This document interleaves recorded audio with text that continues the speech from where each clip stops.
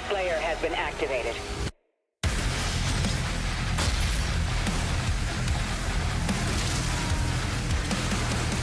I can never rule as king, so long as you are the only one they fear.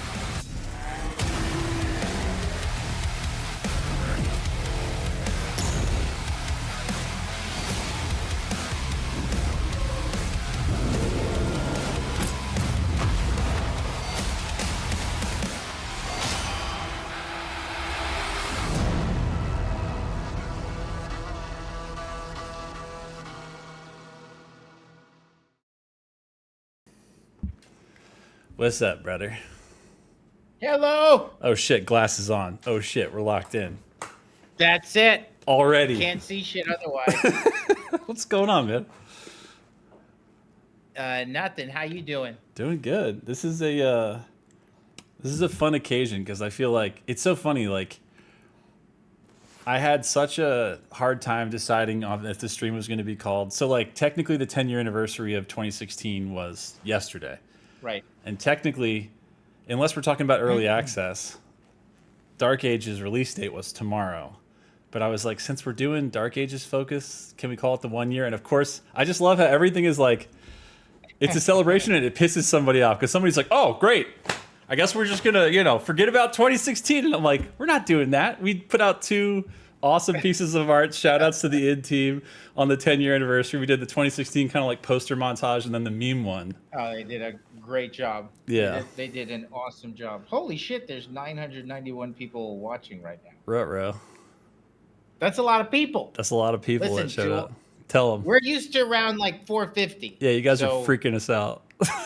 You guys, just to prepare all the new people, normally we talk about food. Mm-hmm. We're definitely going to talk about Star Wars and the like a Jedi fight, usually something to do with Anakin versus Obi-Wan. Mm-hmm. We kind of got like a routine. Mm-hmm. We call it a variety show, but we tend to do the same things every week. Yeah. So that's true. Yeah, it's the variety of we just gravitate towards these things. It's the variety of topics that we seem to enjoy and forget that we've already talked about a lot. Yeah. Yes, That's true. Exactly. So what's been going on? Welcome. Yeah, man. All 1,000 of you. Right. What's been going on? Yeah. A lot of work, a lot of stuff for the obviously the DLC, and actually this week was heavy on lore week for the team. So there was a lot of stuff going in. I'm sure our fans who are passionate about that stuff for our conversation last week, are happy to know that stuff's going in there and making sure that the lore all connects. I've reread the Doom Eternal Codex. I swear to God, like 4 times. And you're like, who wrote this shit? Yeah. Right, in 26, going all the way back to 2016, and different things like that. And we do that at the start of every project. I mean, we're reading the lore throughout the entirety of the game, so it's games development. So it's been big focus this week. And then so I had to take a break from gameplay and play testing for about a week, but now I'm back to that. Nice. Starting today, and then still got a tiny little bit with the lore stuff. And then and then it's gameplay. So there has been no time, to do kind of anything else. It's for me, been a lot of stuff going on. So I haven't played games. Have I watched movies? No. I've done anything, dude. I just realized when you said that, you know what I promised I would do, and I totally forgot until we're having this conversation. God damn it! We will tell everybody in chat the movie that I promised to watch and that I will now double down on. A double promise that we will watch by next week. Another thing to all the new people, I'm trying to get people to watch The Housemate. Right. Not for the reasons you think, but because it is actually a good movie. Yeah. And my sister-in-law made me watch it. Yeah. And I was like, holy cow. You're like, she didn't make me watch it, but it was like sitting down with just the put brother a gun and to the back of your head. like, She's like, maybe we should just watch it. I was like, what should we watch? It's like, yeah, let's watch this. And but no one wants to watch it. I know. I'm locking in this week. But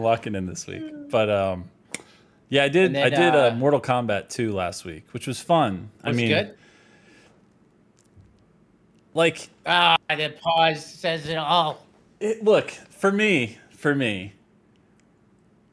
it's an interesting thing based on the fact of like what you're going in for and what you're expecting Like, are we doing? Because remember, I think the first one came out during the pandemic, right? It was like HBO only or something. So everybody was kind of like, "What a gift! This is crazy." I think so. Yeah. Does that sound right? And it was awesome. It was great. Yeah. Yeah. This one is that. The only thing I have with is there's one fight in particular that's so good and the choreography is so good that it just makes all the other fights be like, oh, really?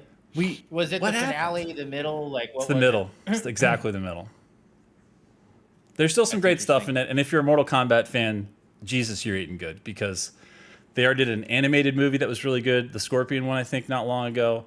You've got the second major movie with big actors in it. I mean, couldn't be a better time. And then we've got the Street Fighter live action movie coming out, I think like next month or Which something. looks pretty awesome. Yeah. Yeah, that looks amazing. Yeah. Chat, how are you guys feeling about the Street Fighter trailer? I feel like that looks extremely awesome. It does. Yeah. And no spoiler. Good question in chat on Twitch. How do you say your name? Citri Stall says the hat fight. The answer is yes. That's the choreography fight. That's the one.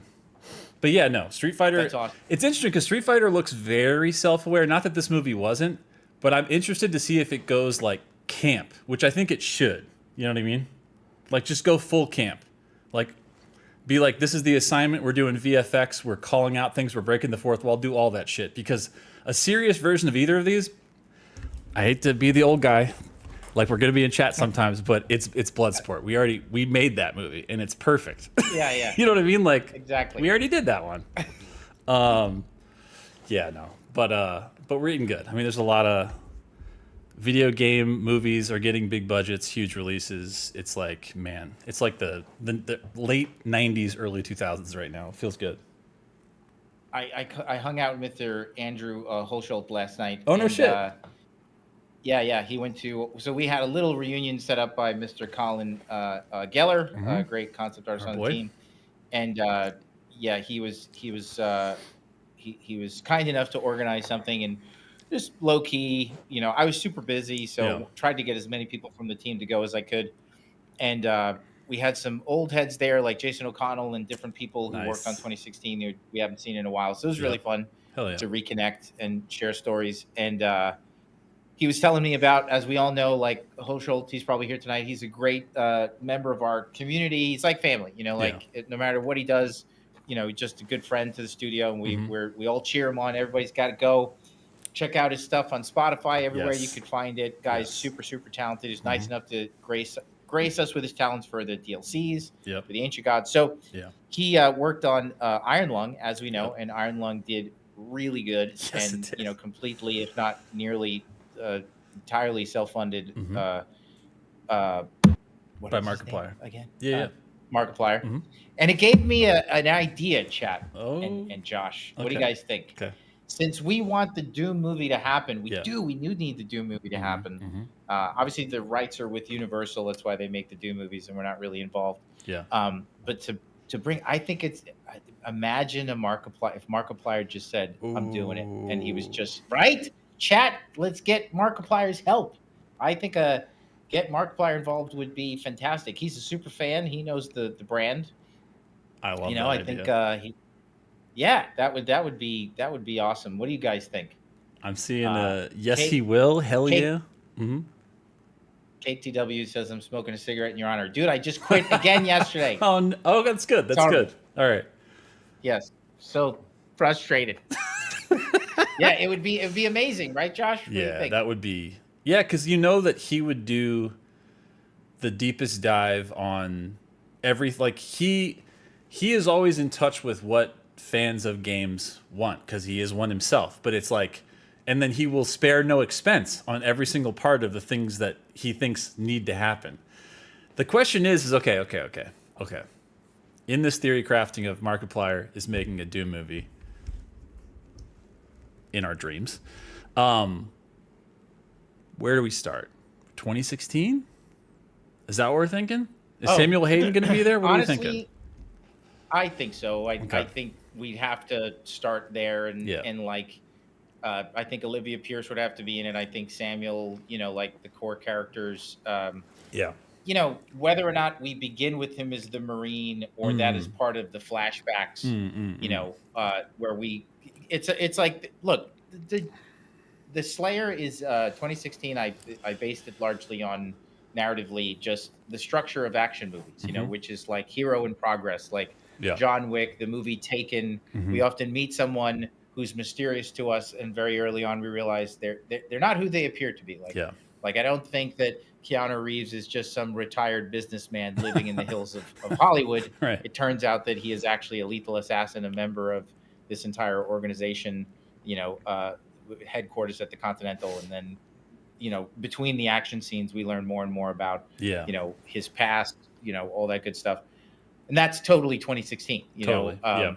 So, and it is, you know, challenging, obviously, as we've talked about ad nauseum on these streams, to make sequels to those, because you've got such an advantage when you don't know anything about the Continental. That's true. You get to the fourth one and you're like, everybody's in the Continental. I don't know. You're like, I think that room looks wrong. I've seen that room before. And you're like, damn, they really already did that. Yeah, that's true. Exactly. That's true. But so I think, but starting there, you know, like starting with the elements, I think we could cook with the ingredients of 2016. I like that. With the creative backing of Mr. Markiplier, who just did such a fantastic job with the Iron Lung.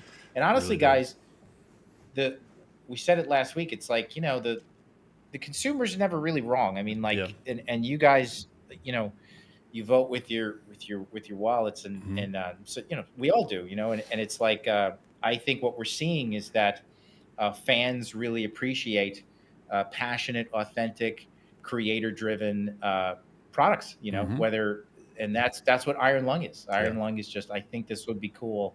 I want to make this, you know, and I think that's what the Doom movie needs. I love it.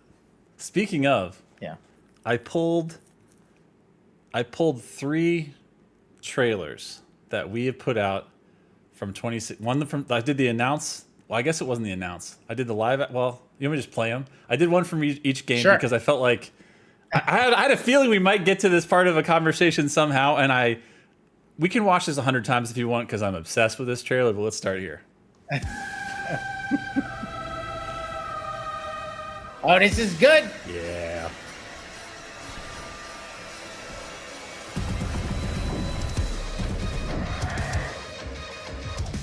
Oh, do you have the one with the song?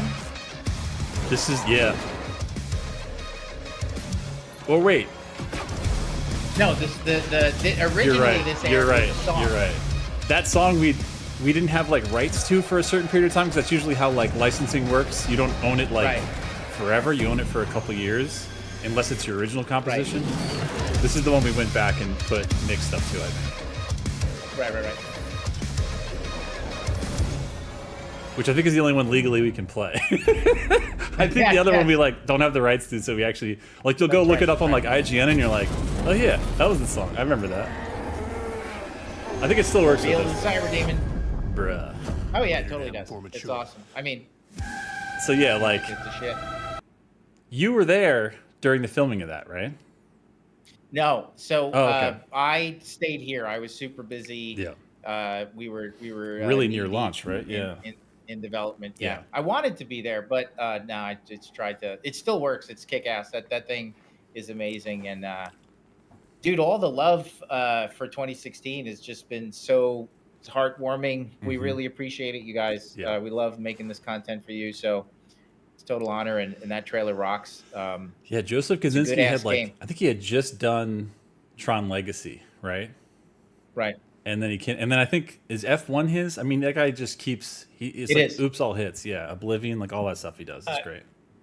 Tiff123 says, if animated, I think it would work better since Doom Guy's body is too huge for most actors, and it's cheaper than live action CGI, and it can fit into the Doom games better. So I couldn't agree more. I personally think it should be animated. I think most of our inspiration comes from that kind of over-the-top content. Dark Ages was largely inspired by this one, the Gendy Tartakovsky series, Primal, and then in particular, this one scene where he murders like a tribe of zombie monkeys. It's the funniest, craziest thing where he drinks like this black tar and then he just destroys all of them. Yeah. That was something we looked at early on as I just thought a great touchstone. So I just think animation and I hear you guys like Chicken Burger Man 64 that animation is key. Right. Everybody's yes.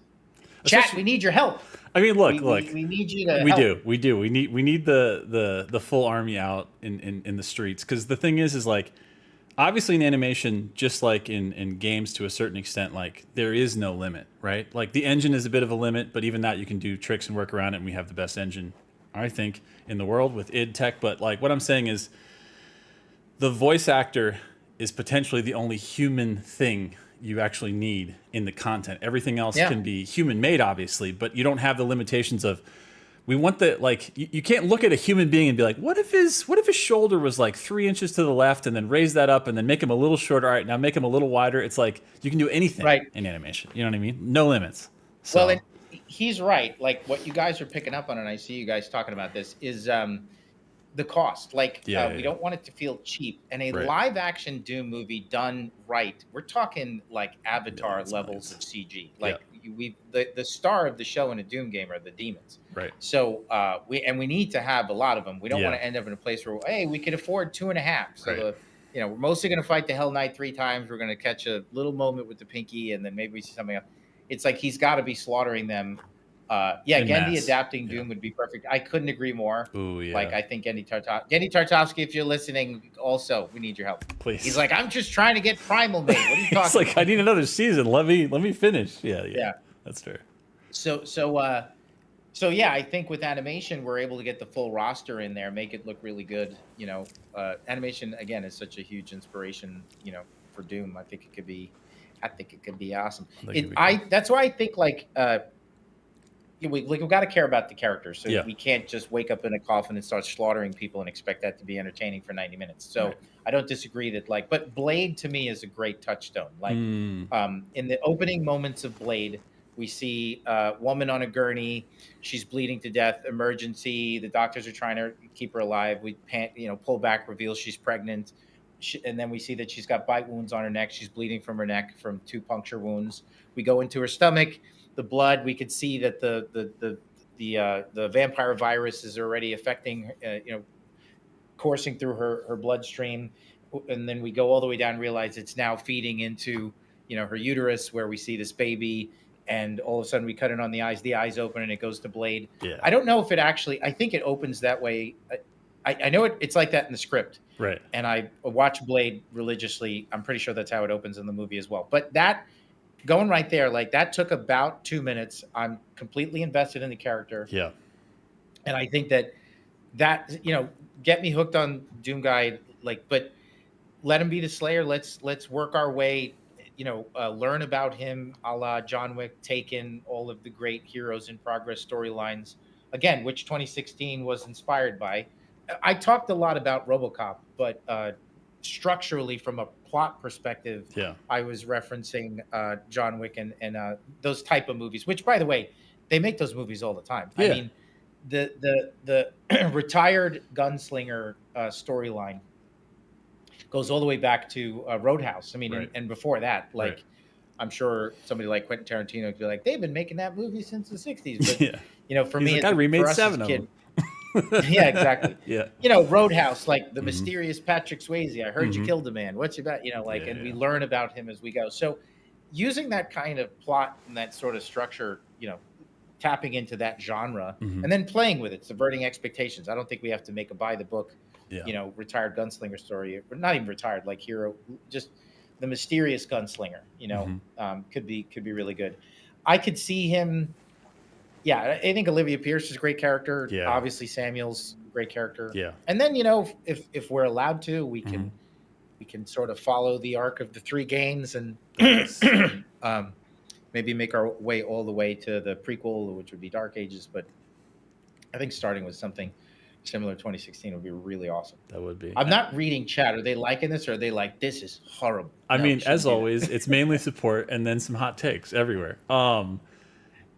I do like the idea too of when you're talking about the opening of Blade of like you get the really quick, tense setup of the fact that there's this baby that's a vampire, and then you just do the goddamn the rave scene. Like you just cut straight into him doing what he does, not even realizing they're vampires for 2 seconds. You're just like, what is going on with this rave? Why is there blood everywhere? Yep. And then it's just one versus many. It's the perfect setup to be like, well, I don't have to say how cool this guy is. I get it. I already have all that information. You know what I mean? And I love the idea that like the UAC to me is a huge part of the story, right, Chad? Like the way that we characterized the UAC in 2016, people really liked. Again, I realize you guys liked it so much. We can't do the same thing every time. That can't be the focus of the story. But it was really refreshing in 2016.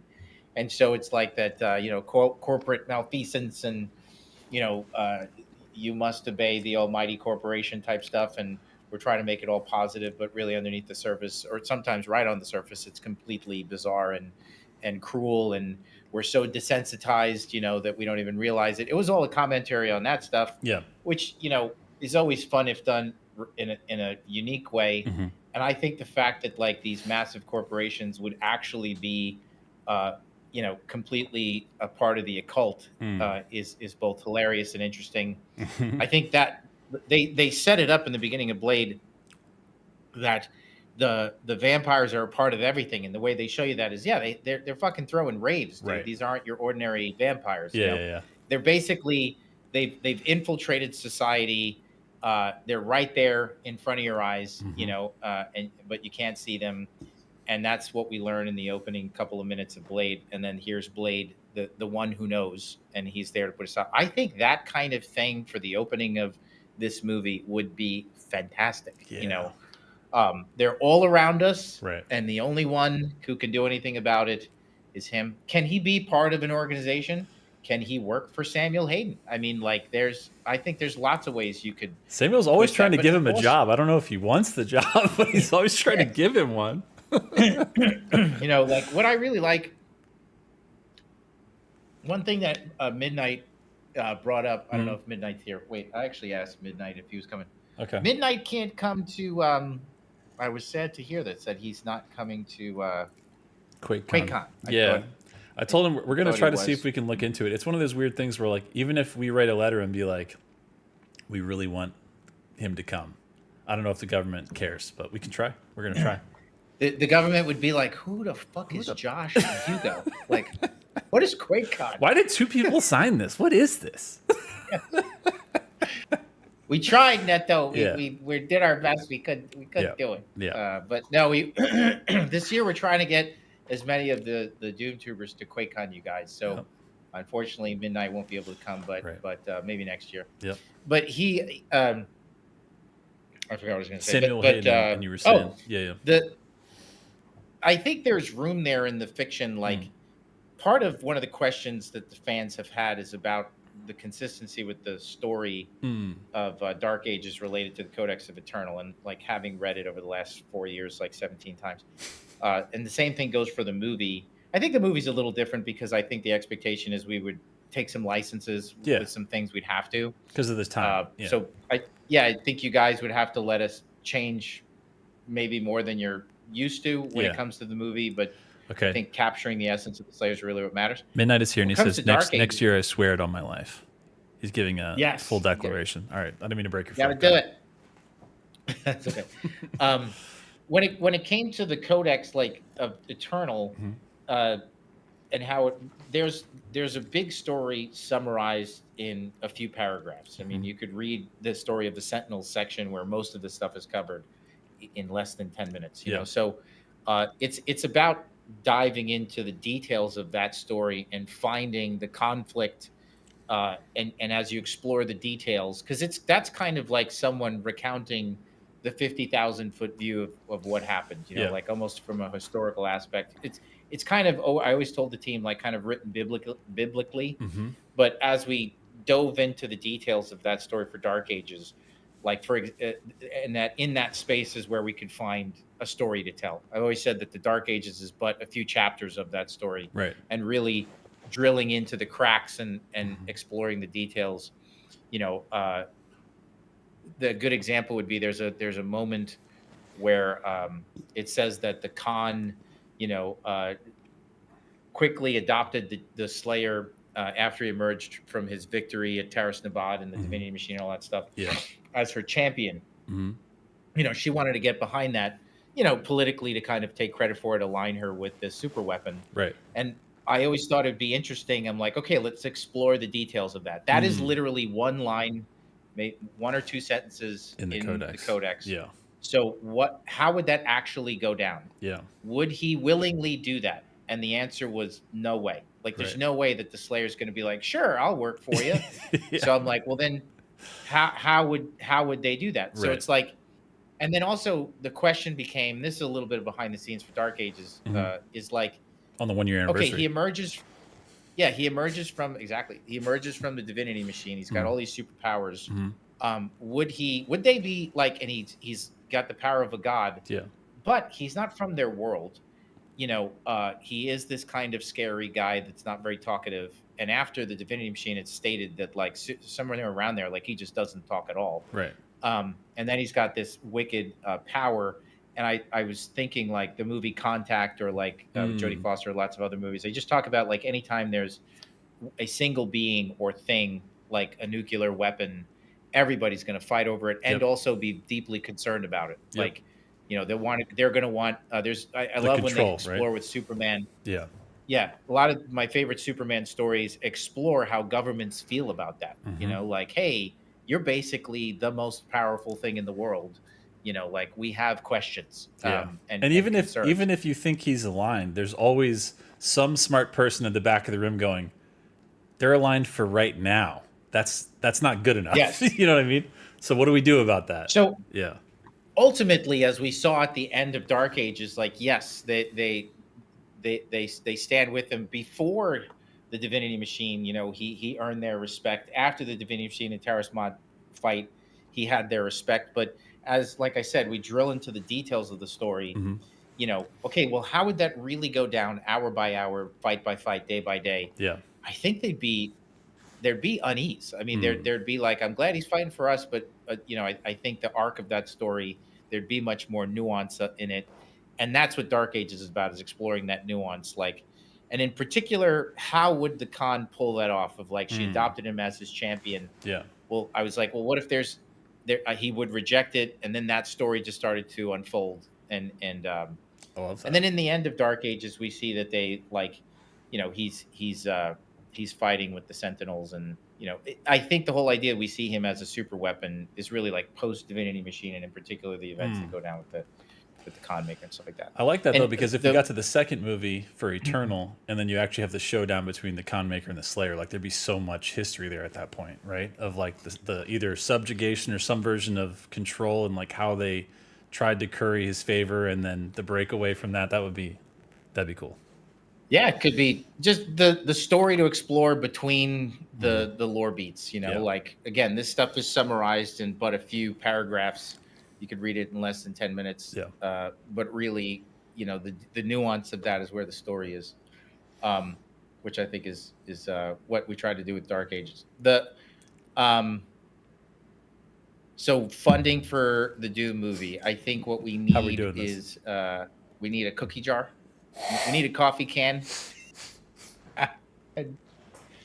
Jesus Christ, I almost lost that one. Yeah. That's what we just need, a really big virtual container for the money to go in so that we can make the thing. And then we need to go to Universal and be like, look at this cookie jar.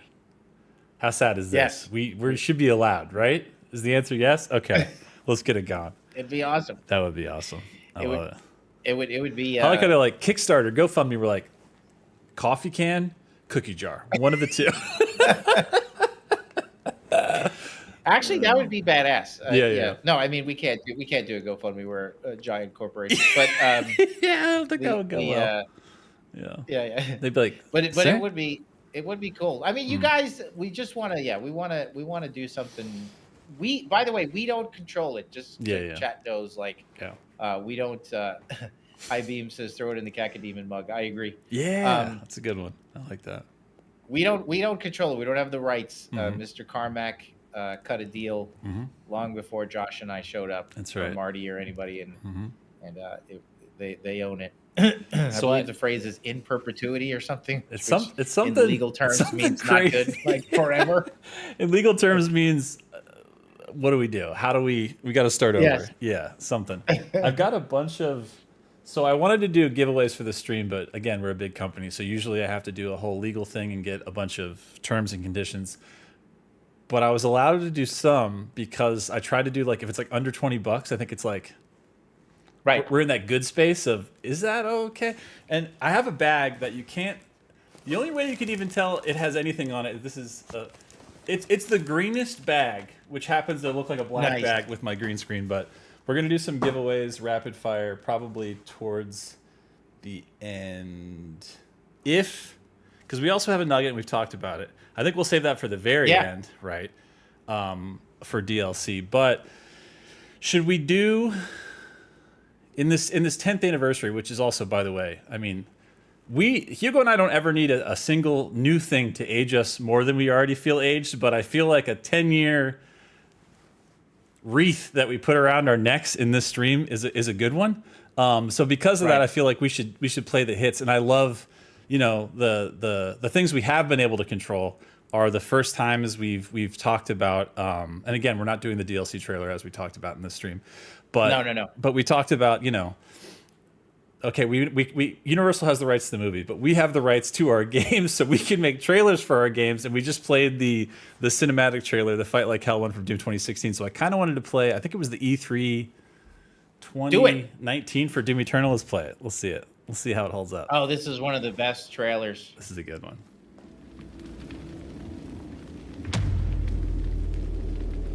This was the teaser. People went ape shit when Dude. they showed this. In the theater, the place was like rumbling.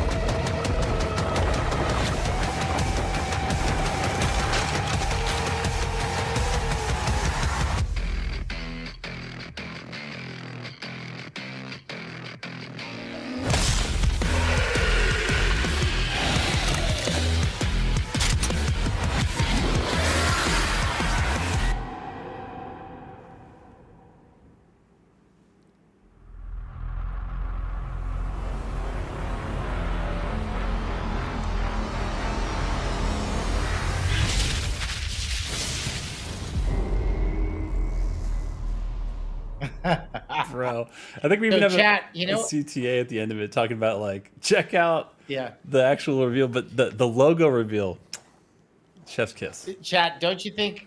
So I thought, as much as I like the Doom Eternal logo and the Doom Eternal name, I can't imagine the game without that name. I thought it would have been so perfect, but it just wouldn't have worked from a brand perspective. Is when the logo settles and the red starts coming in, if it said 2 on it. Like 2, because they think Doom 2016 is like kind of rebooted Doom 1. Yeah. I always thought it like, man, that would have been so awesome. I mean, that is the very like you're right. It has that, it would carry that nostalgia that they used to do where it's like, it's Evil Dead. And then you're like, what if a 2 just ripped through the screen? You know what I mean? Oh, that would have been sick. Yeah. That'd have been so sick. So 2016 was the one that started all, and it was heavily, as you know, we talked about this to death. Very little else to talk about 2016 we haven't already talked about. Danny O'Dwyer's done such a wonderful job. Thank you, Danny. The no clip was awesome. No clip docs. Yeah. Heavily, it was the beginning. As I just said, structurally, this is the first time we meet the hero. It is the mysterious gunslinger, genre where it's like based on movies like Taken and John Wick, and even to a lesser degree like Roadhouse. Like this mysterious figure. We don't know a lot about him. We learn. In between the fight scenes, more and more about who he is and the world around him, kind of like Blade, and visually heavily inspired by Ridley Scott. So there's, I always like to think that as a way to help guide the project from an art direction perspective, if this movie was directed by a famous director or inspired by a famous painter, like who would it be? And for 2016, it was Ridley Scott. In particular, obviously Alien 1, Yeah. and Blade Runner. But then among my favorites, the team makes fun of me for this, Legend, because the Tom Cruise Dude. movie with Legend. Yeah, if you watch like the VHS one or the DVD one, if you watch it on Apple, I agree. It's it not. it Yeah. kind of destroys everything. You're not supposed to see that much shit. That part. It wasn't meant to be Yeah. viewed at that fidelity. Like No. it looked fuzzy on VHS purposefully. You know what I Yes. mean? Yeah. Yeah. Yeah. He was the master of atmosphere and Mm-hmm. shadows, and he would leave a ton of stuff to the viewer's imagination. And that's a painting trick for all you painting nerds out there. You know, grouping your shadows and really exposing for the lights and leaving the rest to mystery.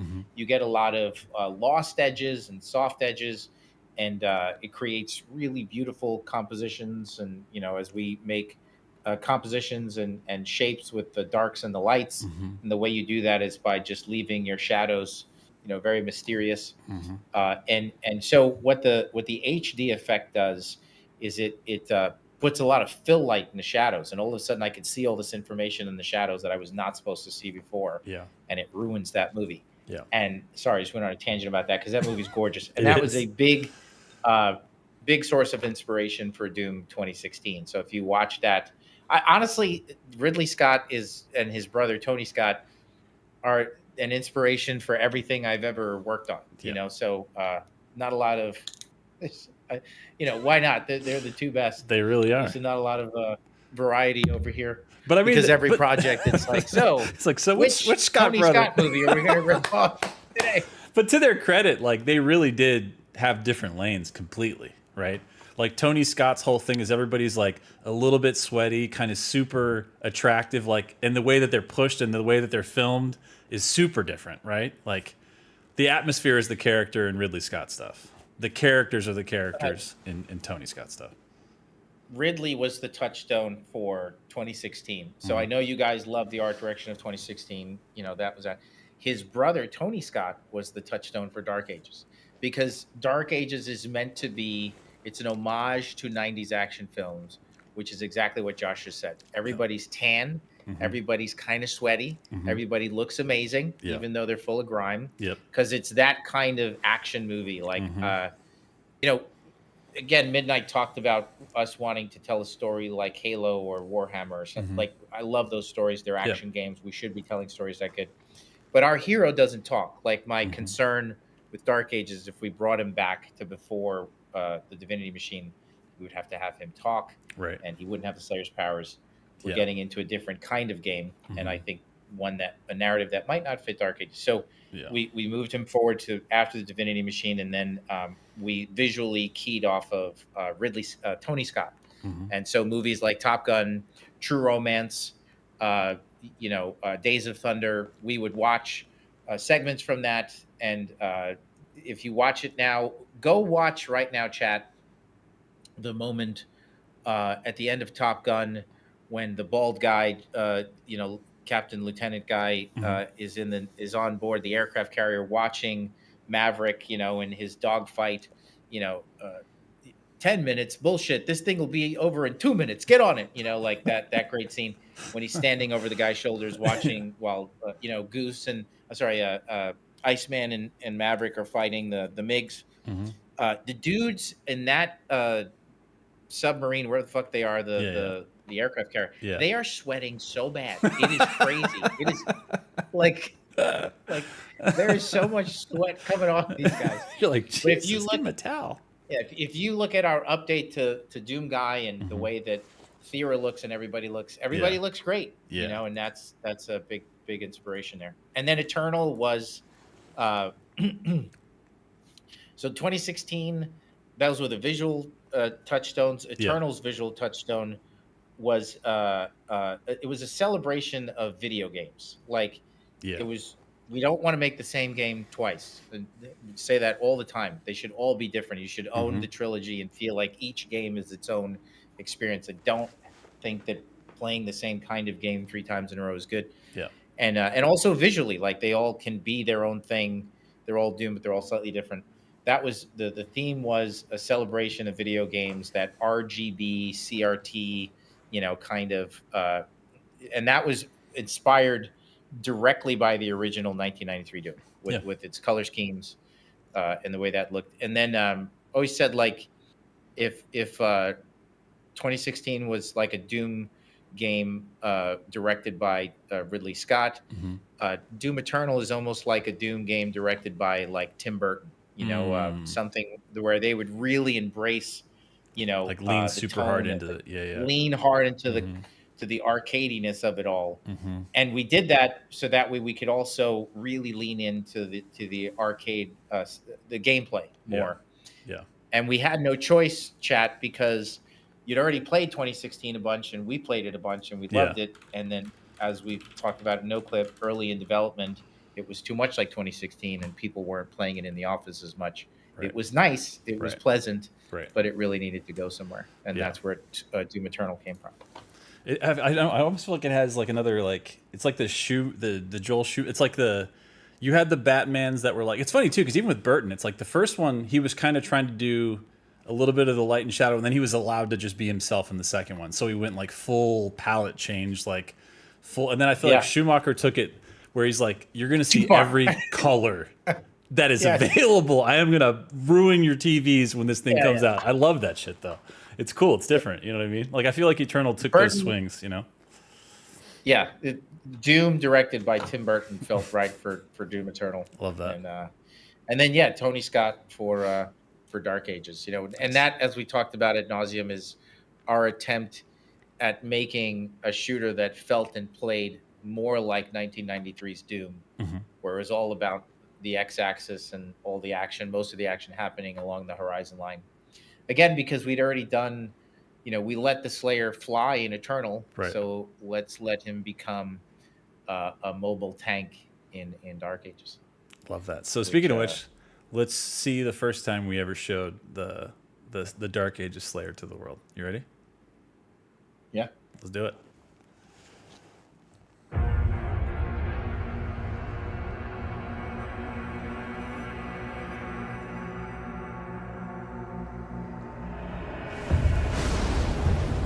This trailer rocked. It's a good one, dude. 10 million views. And I love how nobody knew that shit was coming that year, like, at all. And I love how long it took people before they saw him to be like, ain't no way that's my guy. You know what I mean? And then they saw this and they're like losing their minds.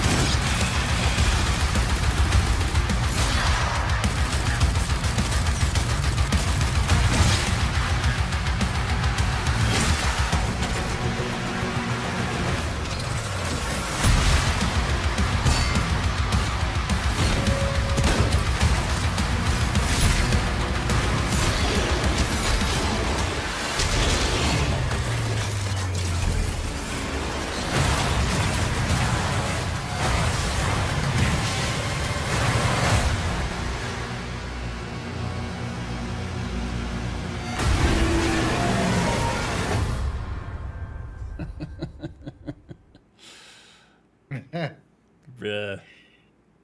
That was awesome. That was rad. Yeah, that was so much fun. Yeah, you guys clearly liked that one. It was yeah, that one did 10 million views. Yeah.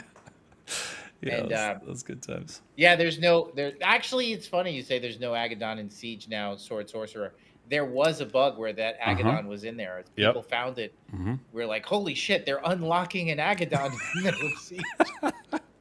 I remember that because it was some weird version in kind of the middle of the map, and there was some weird condition that had to be met where like you did things in a certain order, and he would show up and you'd be like, in the middle of just like this hill, there's an Agadon. Like what?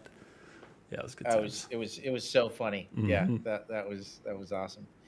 Yeah, it was a great experience. You know, working on all these games for you guys. It's such a pleasure. I could make Doom games for the next 20 years. 100 years. Yeah, I don't want to speak for everybody, but like it is really a pleasure. And absolutely, somebody saying in chat like, "Where's the next game go?" Dude, we take. I've said this before. There's 2 more stories to tell. In not saying we will, but like it is set up that way. The fiction was set up that way in 2016. You know, like, and the first one is who was he before he was the Slayer? It's part of the Slayer's arc that he was a Marine before he was the Slayer. You know, waking up, you know, in that prison on Phobos. How did he get there? And then that whole experience before it kind of, you know, leads into 64, where like he stays in hell, and that's what all connects into when he arrives in Argentinor to give it that medieval twist there for that whole the Holy Wars period, the Clone Wars period of the Slayer saga, and then or the Doom Guy saga, and then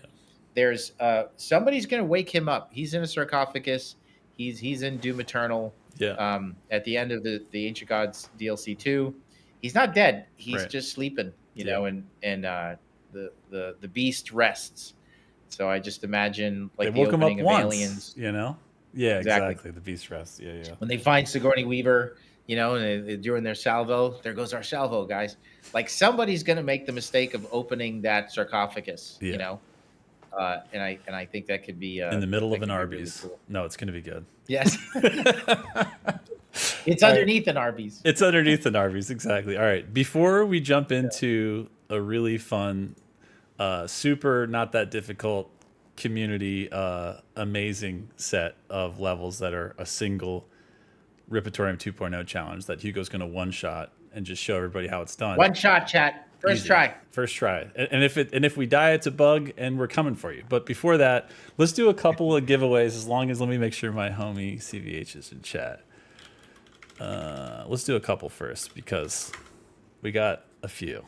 And again, these are okay. Cool. We're good to go. These are only for. They're for more countries we normally do, but still we can't do Brazil because Brazil is a place apparently where you have to get like a tax ID or something to accept something, and we just can't send anything to Brazil. Right. So don't blame us, blame your government or something. I don't know. All right, here we go. We can do 4 at a time? Jesus Christ. All right, let's do, okay. Do you want to do 4 at a time? Let me just make sure. Do 4 at a time. All right, let's see. All right, yeah, let's do it. All right, we're going to do 4 at a time. Let me make sure the ones we're doing that, and that. Okay, easy. I like this. All right, so there's only 1 each of these. So the first one is going to be, there's this sweet little Doomslayer collectible coin. It looks like it's limited to a very odd number, 9,995. I think it's supposed to be like 1995, you know, Doom 2 reference maybe there. 94. But here we go. The back of it, it says, oh man, reading this backwards is crazy. When hell's at the gates, the Doomslayer answers. I love that. So again, this is up for grabs. It's going to be #coin in chat. So you can start spamming #coin now. Next one is a really, really cool one, as we just saw in the trailer.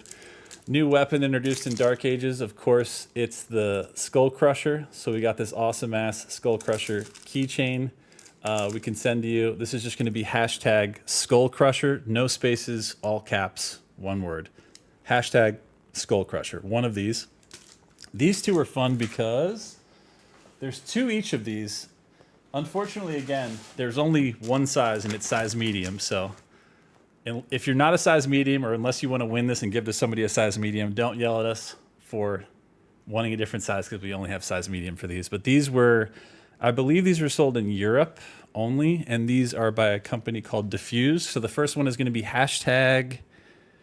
#Shield Saw. This is the front of the shirt. So you got the awesome ass single color Shield Saw. The back of it, all black.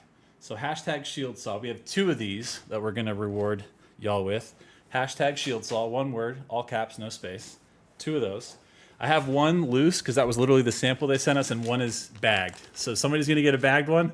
Somebody's going to get a loose one. Which one's worth more? That's up to you. All right, next one is, this one's fun. This one's #JustSlayer. There's 2 of these. There's a size medium also. So this one's cool. So this one has a front and a back. So the front, Slayer symbol, classic.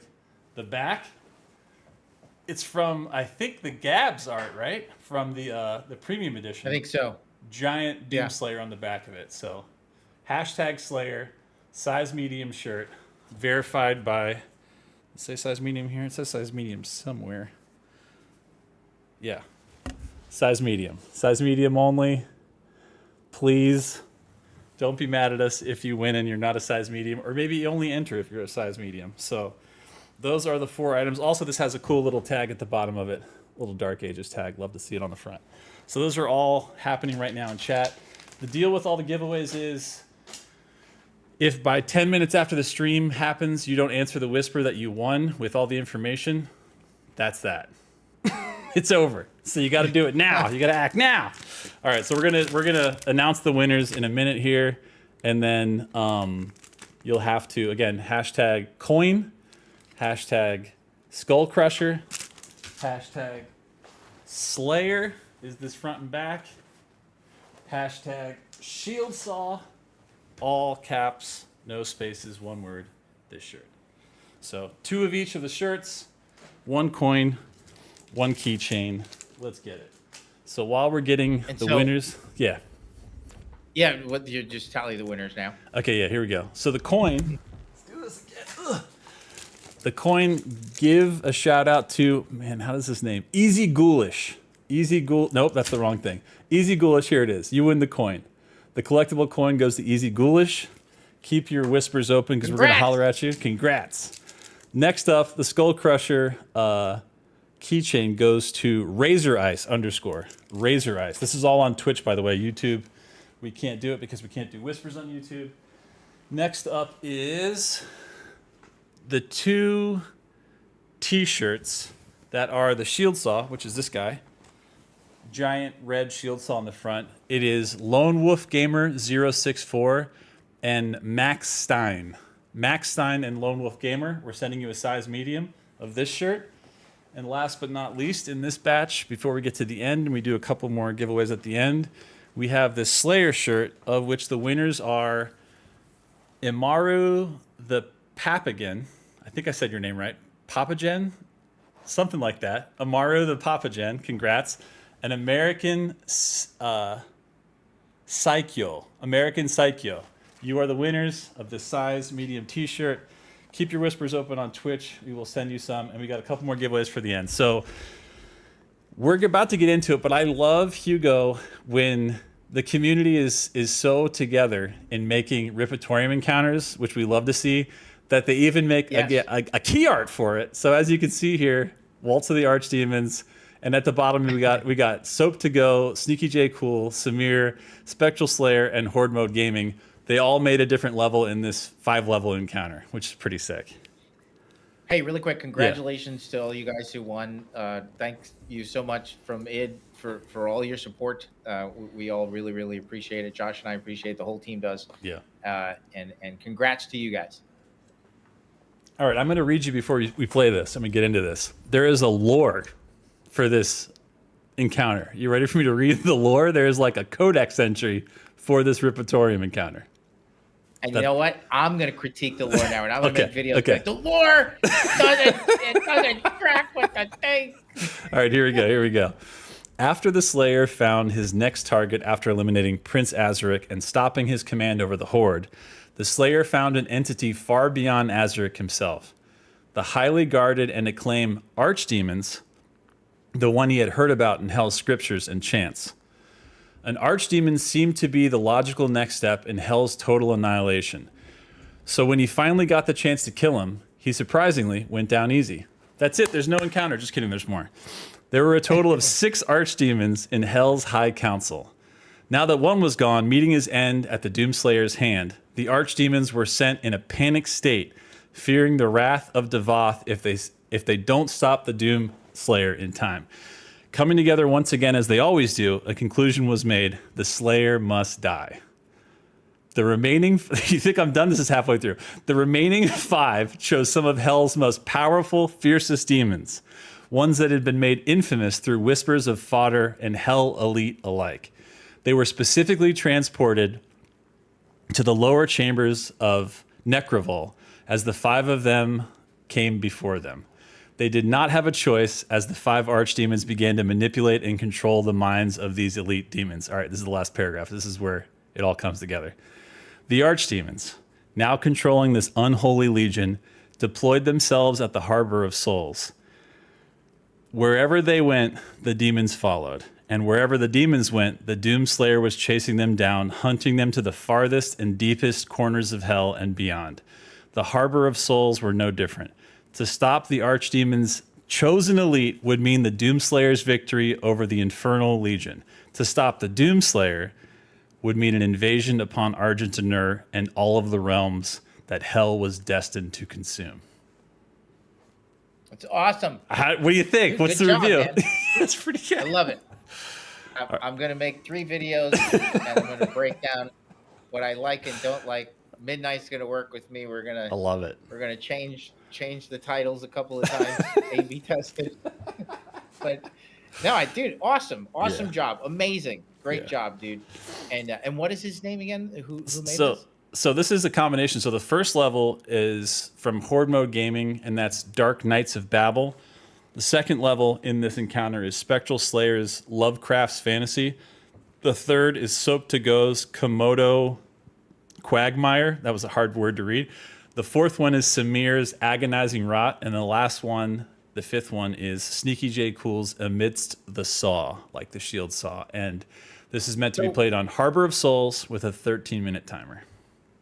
And guys, you know that part of the DLC comes with the Riptorium, 3.0. I guess we're going to call it 3.0, but an update, some meaningful updates going to make it. We're going to have slots added in there so you guys can save your presets. Well, actually, it'll be a tab that goes to a bunch of preset slots that you guys can save your Riptoriums in. That's cool. We're going to shorten the number of numbers and letters you have to type in. So making that easier. It's very hard to make it very small. I realize that the process, I want to speak for the UI team, but they're working extremely hard on this stuff. And unfortunately, they got it down to as small as they could get it, but it can only get so small. Right. But it is going to be a lot easier to share those things. That's cool. And then we're going to allow you to have the spawns happen immediately. So there isn't that delay in between rounds. That'll be an option for you guys. That's cool. And then a bunch of new maps. So you'll be unlocking new Ripatorium arenas and new AI and new tools, throughout the DLC that you'll then, once you've defeated those arenas, be able to play them in Ripatorium. Yeah. So lots of really good stuff there. And we really appreciate all of the fantastic fan interactions and the way that you guys have, you're making your own trailers, you're making your own arenas. That's what we hoped. You're sharing them, and now you're making up lore for this stuff. So I would love, for some way for this, I think Slayers Club Live, if that's still open, is a great place to post some of your guys' lore. We'll figure out a way. To make some of this stuff, canon for you guys. Get it somewhere where you guys can see it. I'm happy to make that stuff canon. I just saw somebody say that. Like, we think that's awesome. So really, really appreciate it. Thought it was awesome. Dude, it's fun. That's what's so fun about Doom. Like, just being able to make up all this super cool stuff. It's really, really badass. So, dude, one other quick thing that I almost forgot before we jump into gameplay, and this is cool as shit. So this week, late last week, early this week, we finally were able to get Bobby Prince's original soundtrack for Doom 93 and for Doom 2 on all the streaming platforms. I'd start naming them, but there's ones I've never heard of. All the ones you think that you listen to music on, they're on all of those now. What else is cool is just like completely unrelated to that. As of, I think, yesterday or this morning, the National Recording Registry today in the Library of Congress got Doom, the 93 soundtrack with Bobby Prince as the composer added to their list, which is insane because I think it's only like the 3rd video game in history or something that's been added to it. So that's just like another man, it's awesome that we're still doing new ones, and it's awesome that the originals are still getting love and still getting recognition because they deserve it. You know what I mean? That is awesome. Yeah. It's cool as hell. So, I love that. Me too. You want to show them how it's done and jump in there and get a little get a little one shot going? Absolutely. All right, let's do it.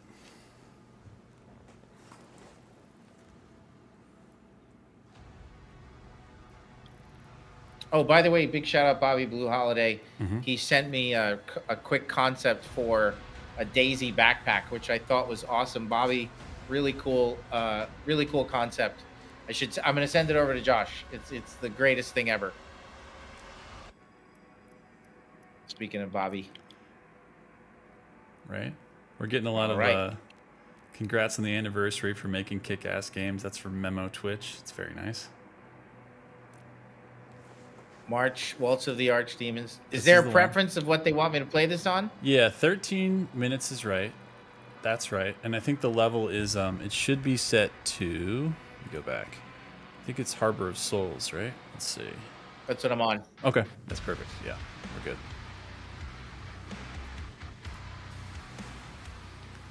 Wait, do I have it on Nightmare? Let's see. Ultra Violence. I love how first try Nightmare. Wait, let's one do. shot. Let's do. Yeah, agreed. Yeah, let's, agreed. Wait, you know what? Let's do Hurt Me Plenty. Agree even more. Keep going. Just to understand. Yeah, we need to process What's happening. Yeah. Let's see how maniacal these are. Oh, I'll read We this also too. chat. Yeah, Stay tuned because we have our DLC nugget coming. that's right. I got a little warning / heads up from one of the creators of this, SoapToGo, and I'm going to read it to you now. The warning was, yeah, pause it real quick just for 1 second because I want to read this. I want to read this to you. Ready? Yeah. All right. He said, where is it? Jesus, here it is. Treasure the Hugo you once knew because he will never be the same after tonight's stream. He said Waltz will have a devastating impact on him. So are you ready for this experience? I'm ready. I'm ready. Okay, let's get into it. I'm ready.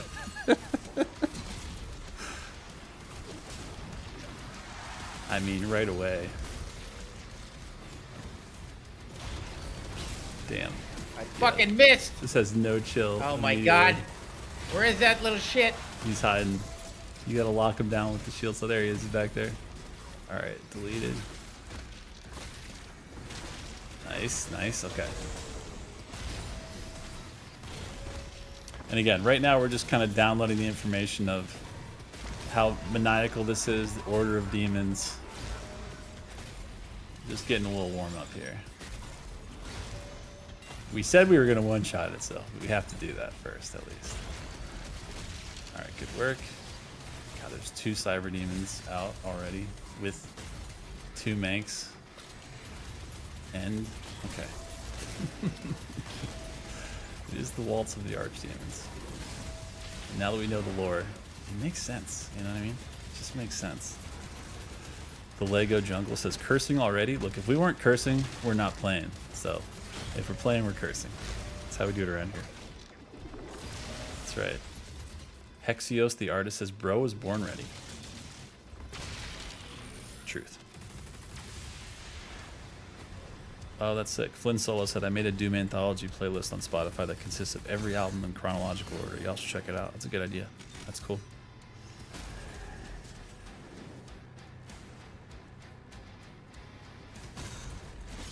Irrational Reasoning says, imagine if Hugo did it first try. I mean, that's what you're watching it right now. That's what's happening. That's what we're doing. It's not the game plan. It's the fated. It's happening. That's right. Just Doyer says, cursing is fine. It's immersion gameplay. I like that. Oh, Jesus. SoapToGo says, round 2 is coming. Oh, God.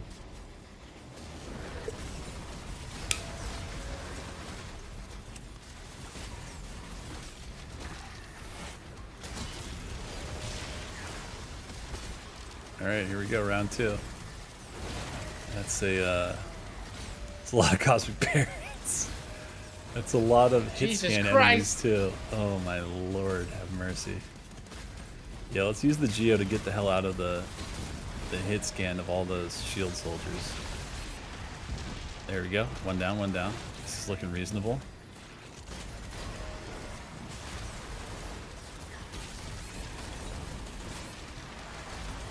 I would have been so dead. You got this. Easy. Jesus Christ. This is maniacal. Legitimately maniacal. I'm starting to think they don't like us. This is crazy, bro. Mother of God, there's so much shit going on. I don't even like. I feel like we've already exceeded however many you're supposed to have on the. Yeah, what I need to remember here is like what's happening. So I'm dealing with, like, you know, an insane amount.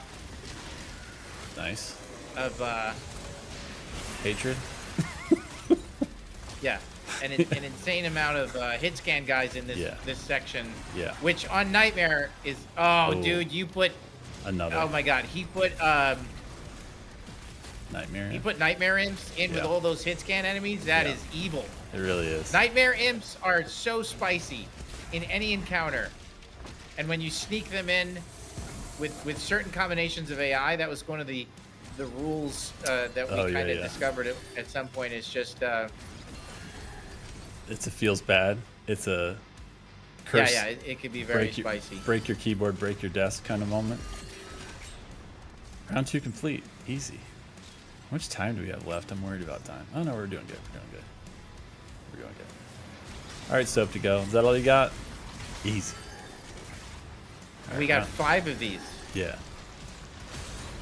Oh, dude, there's no way I'm doing this. This is gonna be so hairy. I just can't believe that. Oh wait, no, but I have. What do you have? So BFG? I have a BFG, correct? Yeah. You have one shot of the BFC though, and I don't think that there's any. Right. You have one there's only. There's no pickup. No, right, and there's no refresh on rounds or anything. So you have one BFC shot to rule them all. So it better be the right time. Which I'm hoping and guessing, as crazy as this sounds, that these are ramping up and getting harder, which means we're going to need them for round 5. Oh, shit. We need to get out of this little corner we're in right now. Yeah. I'm assuming that he's like, dude, you got to use... Yeah, let's see what kind of... The super shotgun in this game is the ultimate. We've changed the icons of the melees.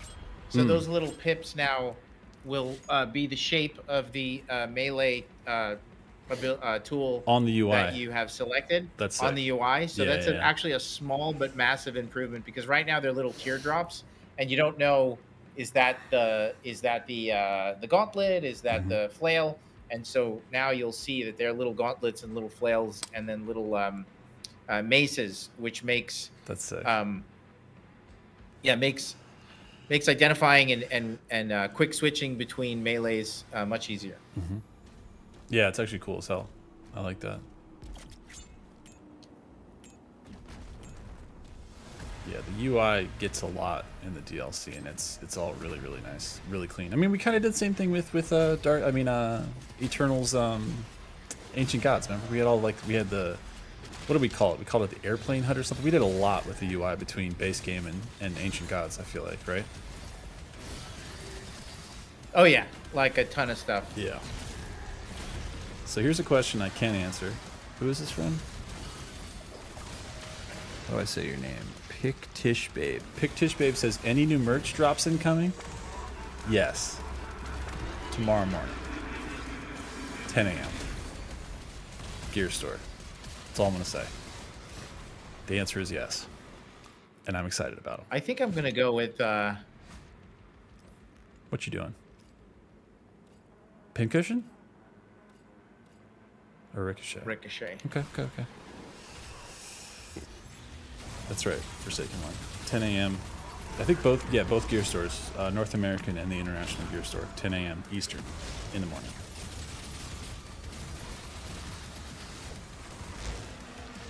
Nice. I will absolutely be refreshing the site. Good shit. I know. Dondolo46 says 1 year already. Where did that time go?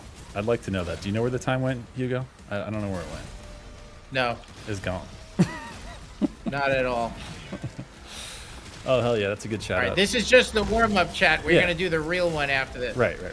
This is just, if I can get through this. Yeah, you can. You're doing great.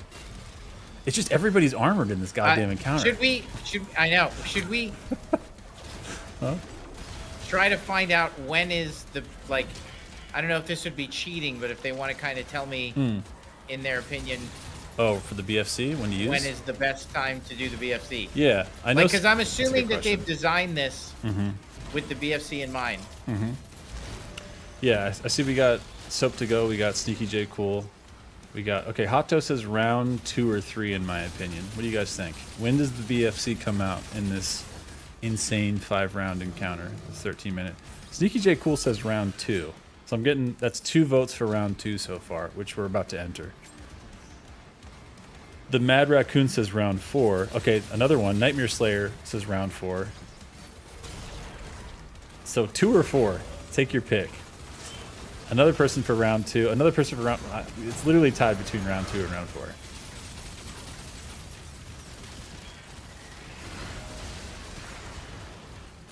Alex the Wide asks if it's a new id Signature series. The drop tomorrow is not. But I did see a shout out. Who was that? Somebody was talking about they were wearing the Slayer's Tour hoodie, which is awesome.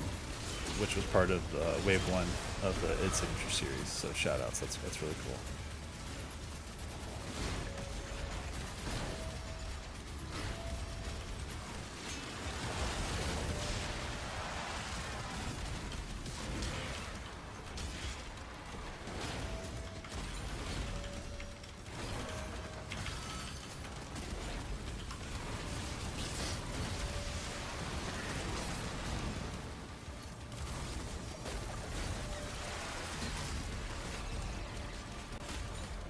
Oh my god. This is so crazy. All right, this is it. We're going to get it done. This is it. Dude, there is so much shit going on. I'm like... Doom is kind of like an ADD person game. Yeah. 1000%. Which I'm super down for. I am too. But it's very much like a... Like your eyes are slot machines and your tongue is just... That's right.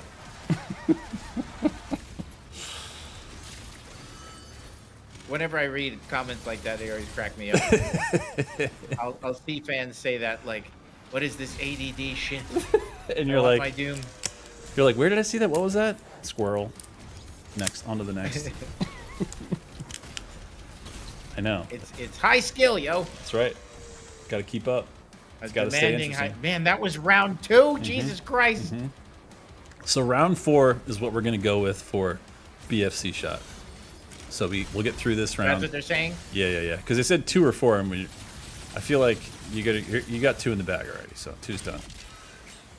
Right. What are they saying for strats with, like, guns and stuff? Like, Yeah. should I not, am I pin cushion? Like, what am I doing? Let's hear it, chat. What's the best, if you had to kind of like, obviously you're rotating around, but what's the best all-up gun for this entire encounter? For Waltz of the Archdemons. What are we saying? I'm seeing Flynn Solo say the Cycler. Monster Madness says the Accelerator. Hugo loves the Accelerator. Another one for the Cycler. Holy shitballs, dude. But I guess the Cycler, the Christ. Cycler So wait. makes sense. When is he saying I'm supposed to use this thing? Because I kind of want to use it right now. You could. It just started. I mean, there was a couple people that said 3, but a lot of he people says said round 4. 3 is when I should? 4. Next one after this. Round 4. Oh my god, not now. This isn't the moment. This isn't the one. Look at this. There's only 700 guys out there. This is There's only 47 dudes. light work. But they're saying that the Cycler, which makes sense because if you have your stuff set up where you're kind of freezing everybody all the time, this is a good idea.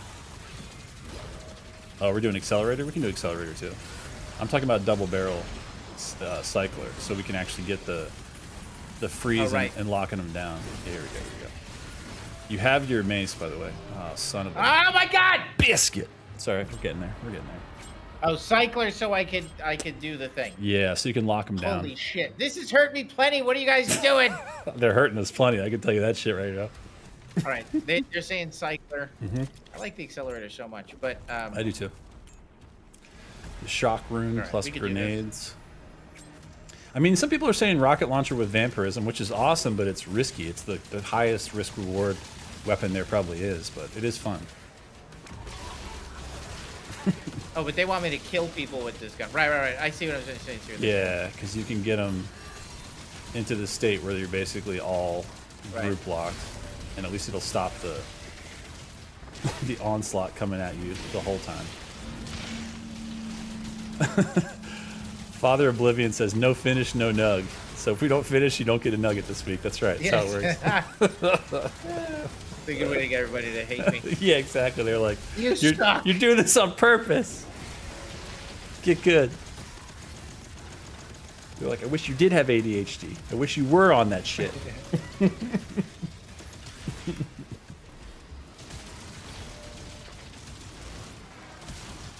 Queen Anne's Revenge says, I'd be a fool and use the rail spike and the SSG combo. I mean, it's a good combo as long as your accuracy is 100%. Yeah, I'm down with that. It's fun.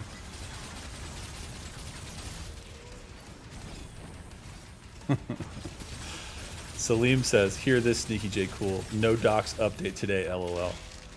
It almost sounds like Salim doesn't believe in us, Hugo. Can you believe in that? I don't think it's, I'm sure I believe in me.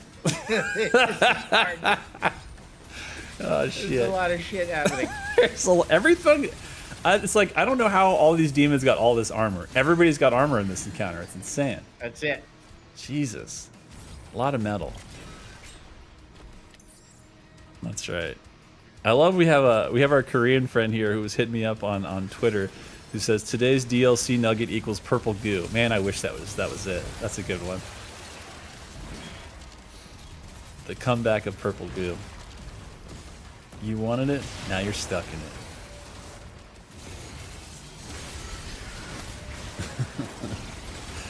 That's true. Salim says it would be Sneaky's fault. That's true. He is a creator of one of these rounds. That's a good question. Eliminator 30 asks chat, does the Doom of the Dark Ages work well with the Steam controller? Did anybody actually was lucky enough to get their hands on the new Steam controller? If so, let us know what your experience has been like playing Dark Ages. I'd love to know. Anybody in chat with the new Steam controller? Holy shit! All right, let's just go straight to Nightmare. We're gonna go. I thought you were gonna say Aspiring Slayer. I like how you're going the other way. You're like, nah. We're gonna do it. Mm-hmm. We're gonna go straight to restart encounter. I'm ready. Doomer 77 says we I'm found playing it $2. on an easier difficulty, and I'm just kind of dicking around. I want to do it for Yeah. real. Why don't you get challenged a little bit? Why don't you challenge yourself a little bit? This is it. Yeah. It was too easy, Salim. That's why I was losing. That was the main thing. I was getting Wasn't taking pushing it too you. lightly. Exactly. All right. So You were stuck in the snore zone. gotta go hardcore. Yeah. 0 time to mess around. Mm-hmm. I think some spawn memorization is going to come in handy. Yeah, 100%. Because you're already starting to understand, like, okay, I know the setups of at least round 1, 2, and 3, especially round 1, because we done did it a couple times here. Faye the Flex says, what's up, chat? What's up, Hugo and Josh? What's up, man? I love how irrational reasoning is always the one with the most rational reasoning. He goes, Hugo, come on, Nightmare?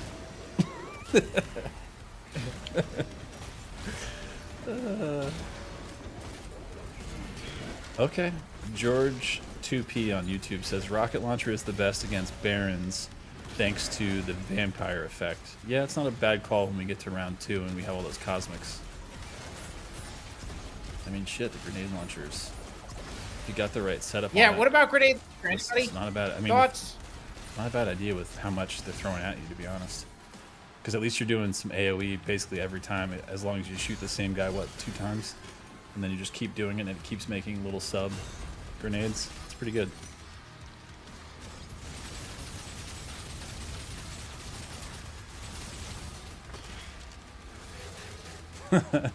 Dimmer77 says, Hugo's logic is, I can't beat it with IDKFA turned on, so I think I'll switch to the pistol start instead. Exactly. That is honestly, that is the winner mentality, and I'll stand behind that. That's it. Like, big All right, support that. I got it. I got to prepare because this is about to get Yeah, it's about to get disgustingly hairy hard. as shit. Okay. Yeah. Okay. This might make us put quick switching back in the game. Just this encounter, actually. By the end of the stream, it's going to be Doom Eternal 3. All right, let's see. Oh God, I wanted to get that guy. God, go, Oh boy, oh boy. Shit. Okay, see, but How much shit can you put in there? Ah! Yeah. oh man. Yeah. Oh my God! Man. Oh Jesus Christ! So much. This is dude. You're locking them down though. The rune is the correct one. It's the correct one. Parries are absolutely essential right now. So honestly, as long as you're getting the projectile parries and they're freezing everybody, that's the play right now, man. I don't know. Oh my God. I don't know if the shredder. Oh my God. Yeah. Let's switch it up. Yeah. That's what I was thinking. Nice. We might have to get rid of that sorcerer. We might have to get rid of that. Skadoosh. Yeah, that's nice. Oh God. You got another. God. You got another pip right now. No, not yet. Okay, now you do. You can swing it whenever. Oh, son of a. Jesus! That was. I thought we might have been out of the AOE of that. Honestly, though, I feel like now you're playing it. That was better. Now you're playing it. Now we're playing it for real, Exactly. Celine. That was just Exactly. screwing around. That's right. All right. I don't know, chat. Is Ricochet just stupid to use? Like, Yeah, what do you I think? feel like it's a good strat. I like the And idea Josh, of it, but yeah. let him know, when are we going to give him the nugget? I know people want to see the nugget. I think what we'll do is when we one-shot this encounter, very easy. Hugo's doing it right now. I think we'll do Oh, Jesus Christ. the giveaways, which we have 3 more. Is that right? Yeah, 3 more, and then we'll do the nugget. And then we have actually an unrelated to Dark Ages announcement, but I think it's very, very, very cool, and I'm very excited about it. I'm equally as excited about it. Oh my God. That was too much. I like a nugget before a nugget, you know what I mean? It's like, if there's a chaser for a beaver nugget, we just did that. Yeah, go ahead. All right, how about this? How about if I make it to level 3 this round? We'll show them the nugget. Okay, I like it. All right, we'll show them the nugget earlier than intended. Yeah. But you have to use the BFC in round 3 too. You can't use it in 2. You have to use it in 3. You got to start 3 with it. They're like, screw you. Use the BFC right now. Stop with all this bullshit. All right, let's see. Hexio says, I'm rumbling for the nugs. That's right. Icon of Simp says a nugget. Exactly. IW Legendary Saiyan 2215 says, give us a tasting. Gordon of Hell says, what are you cooking, Josh? Oh, that's nice. Queen Anne's Revenge S8N says, the best stream so far, in my opinion. That's very nice. Thanks, man. Hey, you guys, is there any opinions on strats around fodder? Like, should I farm? Like, should I clean the field of fodder first? Like enemy prioritization. Like, how do you play Doom: The Dark Ages? Like, what is your? It's a good question though. Like, what are you doing with the fodder? Are you immediately targeting them and just getting rid of them? Are you saving them? Are you using a specific rune to make sure that you're getting the max effect when you're close to them? All right. So Fridge SA says kill the acolytes first. I mean, never a bad idea because of how much shit they keep spawning in. Okay. Indy Carl says big enemies first. Screw it. SneakyJaycool says clean them. You're talking about the fodder. Okay. Spectral Slayer says farm them for shield saw charge. Good call. Right. So shield. All right, we're on the level round 1. We're at round 3. We're gonna look at the second. Let's go. We're getting hungry in here, boys. And if we beat it on this try, we will upload the DLC and play it right now. We will shut down the studio. Shit! We will give you the I don't files. want to die. I don't want to die. We can't. We need to find the acolyte. Literally find the acolyte right now. We got to find his ass. I just need to get the flock out of here. Yeah. Nice. Yeah. Just keep parrying and then find him. Don't worry about the damage you're doing. We got to get rid of him in particular. He's ruining our lives. He's making Chad angry. Oh, God damn it. Not the fucking Bash Brothers. All right. Oh, God damn it. They're not gonna like that. All right. We still have to get to round 3, but I think we start round 2 with the BFC. To be fair, let's just start it with the BFC. All right. Okay. Doomer77 says, Christ, you guys. I know we found 4 bugs so far. I think that's accurate. That's it. That's right. We'll report them. Don't worry. You guys are nutbags. Garbed P5R says, Josh, have you tried the Impossible Nuggets at AMC? No. Is that like Impossible Burger but with nuggets? I'm intrigued. Were they good? Did you try them? I need to know. Tell us the nugget information. You give us a nugget this week. Are they good? That's right. Gunmaster says, no, my nug. That's right. Raps says Bash Brothers go hard. I know, dude. Triple Cosmic Barons, maniacal. Seriously, triple Cosmic Barons. Like, what are you guys smoking? I'm trying to remember. There's that one secret encounter in Belly of the Beast. The one that we had to do that crazy shit that one night to find. It's like all those switches that we used the BFC for eventually because we were losing our goddamn minds. Was that? I think it was just 2 Cosmic Barons, or was it 3, chat? I can't remember. Because 3 does seem insane. Yeah, the super secret. Exactly, Chris. Chris Hate 21. There was 3. Oh shit, it is 3. All right. All right. All right. I forgot it was 3. No wonder we used the BFC. Hey, ask chat. Do they like?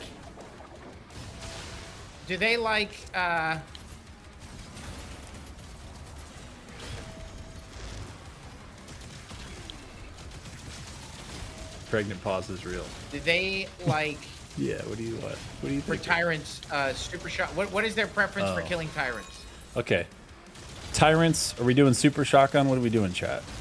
Yeah. What I need strats. I need. Yeah. I agree. Super heavy strats. Yeah. From Salim and all the best players. Like, what should I be using? Yep. Against these guys. So like, I'm not even messing with Impaler, which seems wrong, I guess. Yeah. I don't know. So Bear Hugger 2000 says, I use the BFC for the Barons when I play this encounter. I think that's what we're gonna do too when we get to round 2. I think so too. That they seem somewhat impossible. Yeah. And just like remove them from the equation. So get ready. BFC is gonna be sooner than later here. All right, we get rid of this fodder on the right, and then I think we whip that shit out and get ready. Make sure we're in front of them when we let that arrow go. A lot of people are saying. Go ahead. Yeah, hit their ass. Where are they? Not that. All right, there's one. Nightmare imp. Actual, literal, living nightmare. All right, I see at least 2 out. Are they all out? That's 1. That's 2. All right, I think it's BFC time. It feels like BFC time. Yeah. Correct. I think that strat works in our favor. All right, the Acolyte's still out there because of course he is. Of course. Yeah, we got to get rid of his ass because he will put us in the ground, bruh. Yeah, no, that purple shit's it's like purple goo all over again. We got to get out. All right, he's down there on the left. Oh my God, F this guy's freaking fence. Nice. I know the fences. All right, honestly, just give him the. Oh wait. There's still the Acolyte out there. No, I turn him into like a disco ball when we do that. Oh, you're right. Jesus Christ. That is nice. I forgot. That was the strat. You're right. Hell yeah. Yeah, get the armor back. Get that HP. All right, no. We're so close to Nugget right now, chat. Can you feel it? I mean, are you guys feeling it? I didn't want to say anything, but we're close to Nugget. Oh, Jesus, he hit me with that stupid thing. Oh, my God, brother. That was dangerously close. All right, there we go. Ask chat how they feel about my ricochet stuff. Is it a bad strat? What do they think? Yeah, what do you guys think? Because I mean, I think when Hugo is doing it on the Cacodemons, I think it's god tier. Because you're getting... Okay, love the ricochet. This effing dude. Okay, Swagger says, I hate it. He said, I hate it.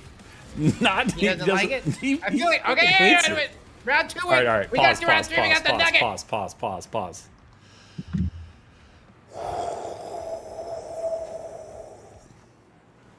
What do we got? We are going to... What happened? I'm just looking at chat. Okay. So we paused. We're going to show nuggets or something. I thought so. Right? Is that what we're if doing? We make it to... That's what we're doing. It's time. Or well, because we said if we make it to round 3, we'll do nuggets. All right. I'm going to do the giveaways, and then we'll do the nugget. If we make it to round 5, we're going to show the DLC. If we get to round 5, yeah, exactly. We're giving the company away. Whoever in chat is going to win the hashtag, they're the president. All right.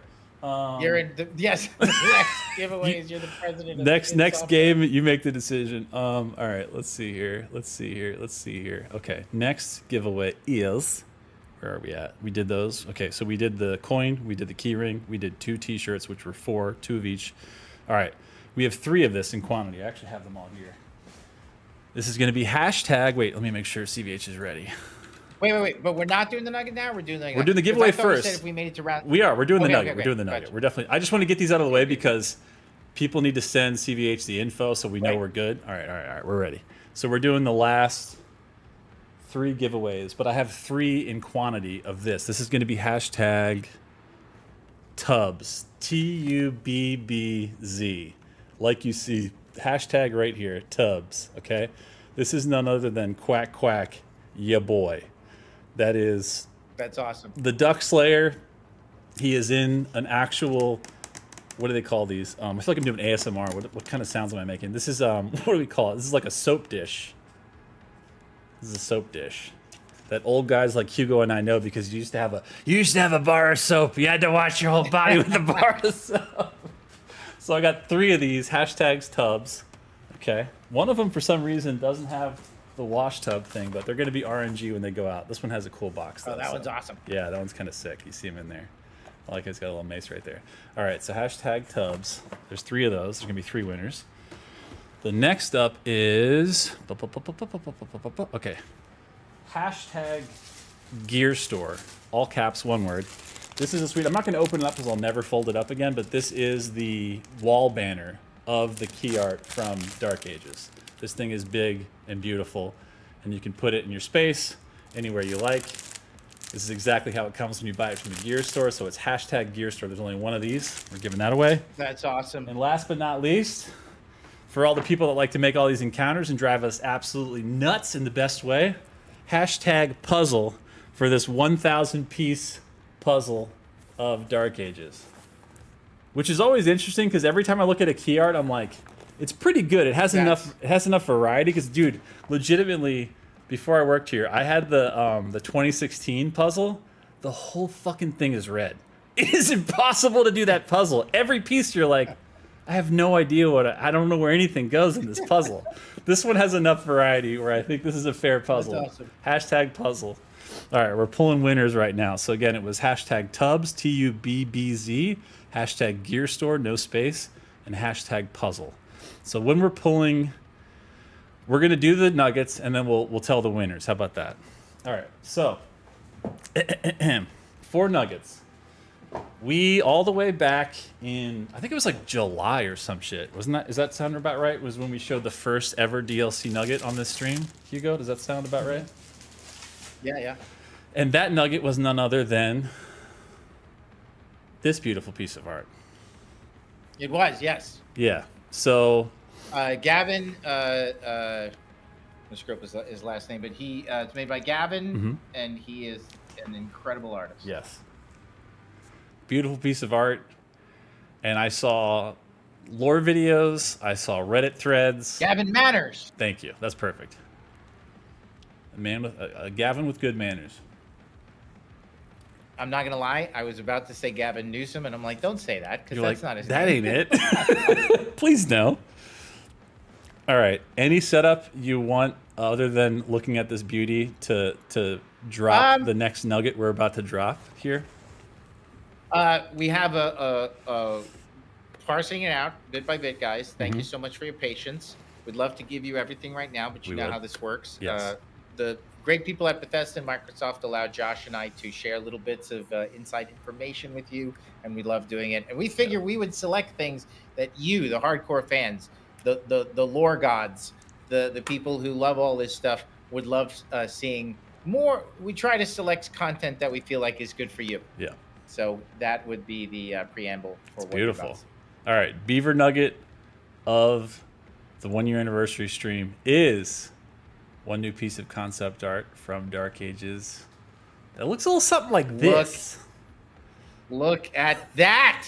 So you'll see, guys, little Doom guy in the corner. Yep, there he is. And yeah, it is amazing. And I need Nate.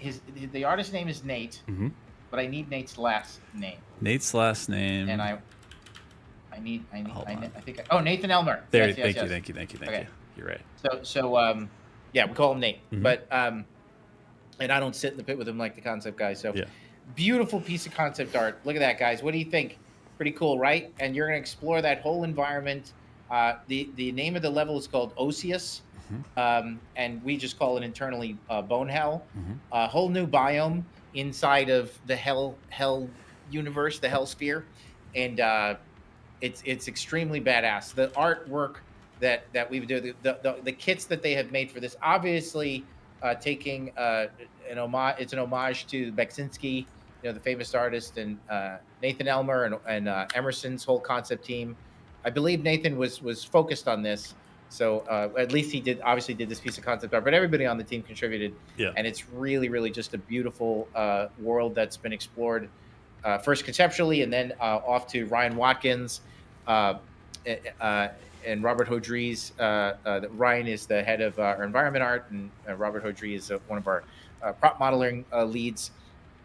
And they've done really just spectacular art filling out this space. I think gameplay-wise, Brandon Souders, our level design director, and Aaron Langston is the lead. The level designer on this level, and he did an incredible job. He also did the combat for this too. Not all level designers do their own combat, but Aaron did a ton of it. I think other people contributed to some of the end game content as well. So here's a good nugget for you guys: is that, and this is fine, it's low key, but there is there's the base game experience, and as we said, there'll be a fair amount of backtracking. And in some areas, some light Metroidvania-esque elements. So in this level, there is in all the levels there is an end game path. So you'll be able to circle back, once you've completed the base game, and then play the end game experience, which is a lot of these new arenas and new spaces that you'll be able to unlock, which is really satisfying to play. And the overall experience and the amount of time that you'll spend exploring and mastering and unlocking this place is going to be really huge. It's one of our best. I think the level design, big shout out to the whole team and everybody involved in the DLC, is some of the best level design work we've done. We've got this incredible expanding hub designed by James Rosenkrantz. And then a huge shout out to all the programmers and everybody involved in all that stuff, from Evan Eubanks' team and Billy Kahn's team. These guys do just incredible work. Making all this stuff possible. I think the technology. Look, I know the forced ray tracing stuff, the ray tracing required cards can be challenging for some people, but it really does allow us to do some incredible stuff. We kind of feel like we were the first, through the wall on that stuff. That is just technology that enables developers to do really incredible stuff. We're not the only ones who require it, and for us, it really enables us to just build these really huge spaces that run incredibly well. On your machine. So if you're set up correctly. And I think that, it's the DLC is just shaping up awesome. And this is really one of the best spaces that we've made, throughout. How the DLCs of Doom Eternal has what you guys feel, the core fans feel that it's some of the best content, in Doom Eternal. I would say that's true of the Dark Ages DLC. I would say this is one of those spaces. So big shout out to everyone involved. It's really beautiful. I see people writing puzzle. Did we say something? Is that like an old? Oh, they're doing the puzzle for this guy. But we already have the winners. Okay. We have the winners, which I'll announce in a minute. But no, I think really well said. And I mean, it's funny too, because in the 10th anniversary of 2016 and now the 1 year anniversary of Dark Ages, I love the point you made too of always kind of being the first through the wall. So obviously back when John Carmack was here, OpenGL was the thing that Quake did that no one had touched. No one even scratched the surface of that shit. When 2016 came out, it had OpenGL, but Vulkan was so new and nobody was really doing Vulkan. And then we did Vulkan in 2016. And now with ray tracing, it's these are the things that keep pushing. And again, it's not at the compromise of the frame rate. These things are pushing frames with every technology they possibly could, making sure that nothing feels as good as these games do to move, to shoot, to conquer the challenges. It's incredible. All right. It's awesome. And we're really excited. Somebody just asked me, what is the Ice Hell level called? It's called Hell's Core. This guy. Boop. And then Hell's Core, this one. Yeah, that's Hell's Core. Yeah. Gavin Manners, otherwise known as Gavin Newsom. He works for us. I'm just kidding. His name is not Gavin Newsom. It's that's some shit I made up, and I keep the joke alive. and he's incredible as well. Yeah. So yeah, we're very excited to explore these spaces. That's right. Underneath the ice and the frozen tundra of Hell's Core, you don't find rock and stone. You find flesh and bone. That's been petrified, and underneath that is the beating heart of hell. Where the dark essence flows in its purest form, and the con maker might take some interest in that space, and we will see. You're spitting right now. I like this. I like this. All right. Let's do some giveaway winners because we have those. And by the way, again, for everyone that is going to make some content between now and when we talk about any of this stuff more, we talked about the name. Lucifer said rock and stone. You're right. I'm sorry. I meant rock and dirt. I mean rock and stone. You're right that you were doing like the what the hell is it? The Deep Rock Galactic, the rock and stone. I love it. That's right. I love it. No mistakes. The way to spell this map is OSSEUS.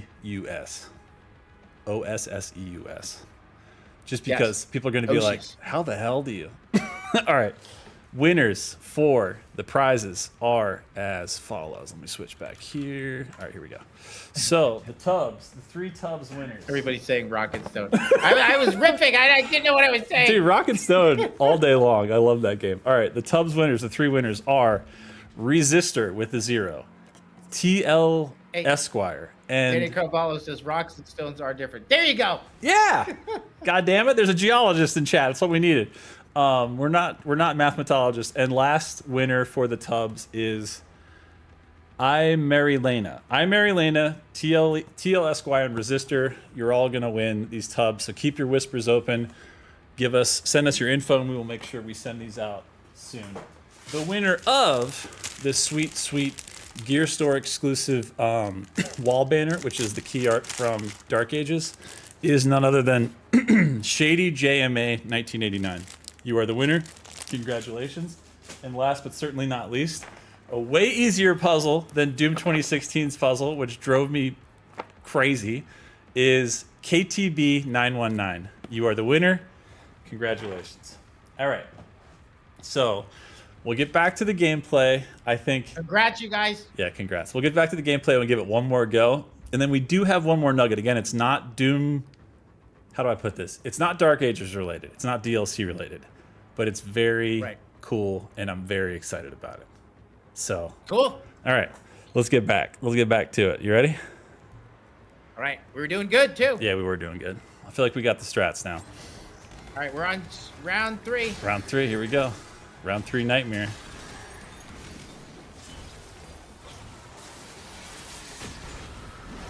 Holy shit! I was like, we got to target something. God. We got to get out of this shit. All right. That Mankey right there. Yeah. Tie this down. Boop. Okay, I was gonna say, why isn't that guy going down? Oh shit. Oh shit. I'm about to die. Oh shit. All right, here we go. Yeah. Nice little armor. Nom. Shield bash never hurt anybody except for that imp. Beautiful. Stone imp. Yeah, can't be having that shit. Not with all this other armor and stuff out here. All right. We got a little space. This is nice. Somebody's chasing you down, but that's fine as long as you keep the circle alive. Fuck. The circle of life. You're good. Good. We got to keep moving. No! All right, well. It was to the break. Screw me up. I mean, that's halfway there almost. 135 out of 270. We had 8 minutes left. It's doable. I would try one more time. That screwed me up. I didn't even realize I was out of bullets. I didn't either. That's why I feel like... I think when we're doing the heavies, we need to switch to super shotgun. I like your ricochet thing, but your ricochet, remember, is only working when you've got the shield saw embedded in somebody, so... Otherwise, I feel like shooting it is just, like, not doing enough damage. All right, the Acolyte's got to go. I always forget he's out here right away.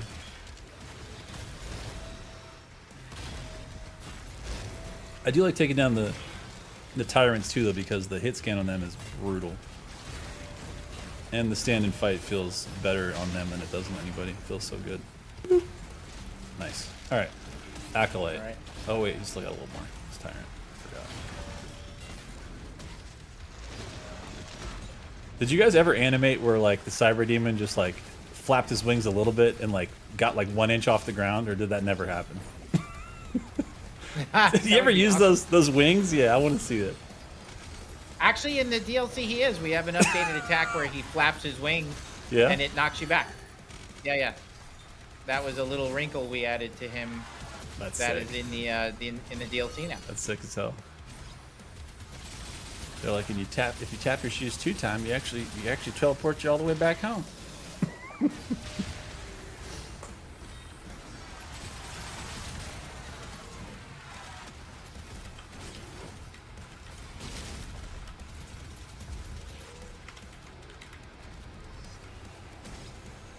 All right, let's see. Alrighty. SoapToGo said, "Hey Josh, Samir animated something for this. It'd be awesome if the people could see it. Send it to me, SoapToGo. I want to see it." Villania 112 says, "Shoot at it until it flies." That's very good. That's very good. It's like the little tip for the cyber demon: shoot at it until it dies. I like that. Salim says, "I want to see a winged mancubus. It'd be funny seeing him fall into his stomach. That'd be pretty good." Fuck! I didn't mean to do that. It's all right. Still got it. All right, you got your shield back. Oh, God! fudge. That felt nice up to that point, though. It did. It did. Yeah. But I screwed up. God damn it. It's all right. You know what you did. We'll just tighten in the screws here.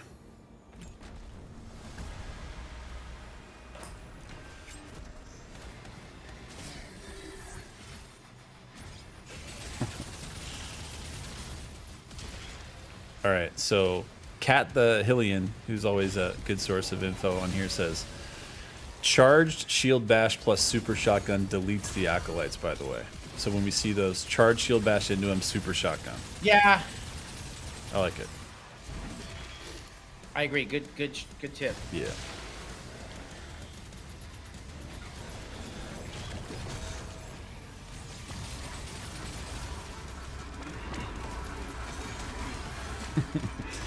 Foxtrot 1887 says, "Hear me out, guys. The DLC was the Hugo playing the game along the way."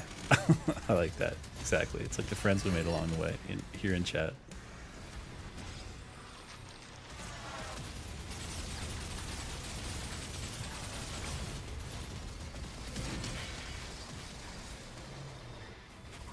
Oh, that's cool. Kratos 47 says, "Ocessus' name could be inspired from Latin. At least I know the OS part means bone in Romanian." I didn't know that. That's cool. Yeah, it does have a meaning. Nice. Uh, Little etymology if you in there. look it up, there Yeah. it is. Yeah. Hell There yeah. is. That's cool. All right. One more try here. All right, this is it. I feel like I've fallen out of the groove. I know. This is why this is the all or nothing, okay? This is the last attempt, and then we're gonna do the sign off and show our final nugget unrelated to Dark Ages.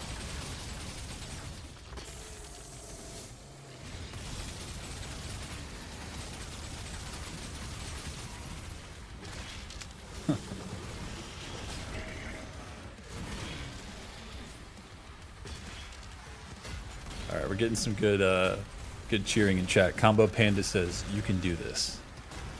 That's all we needed to hear.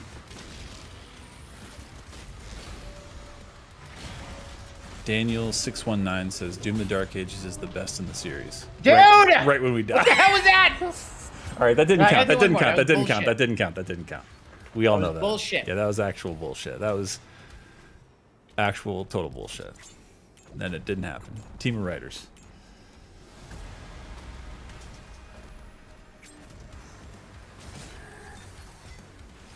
All right.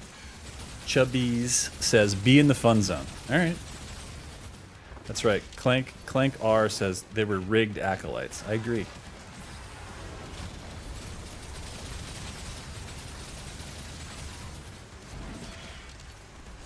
Michigo84 says, "Come on, Hugo, you can do it."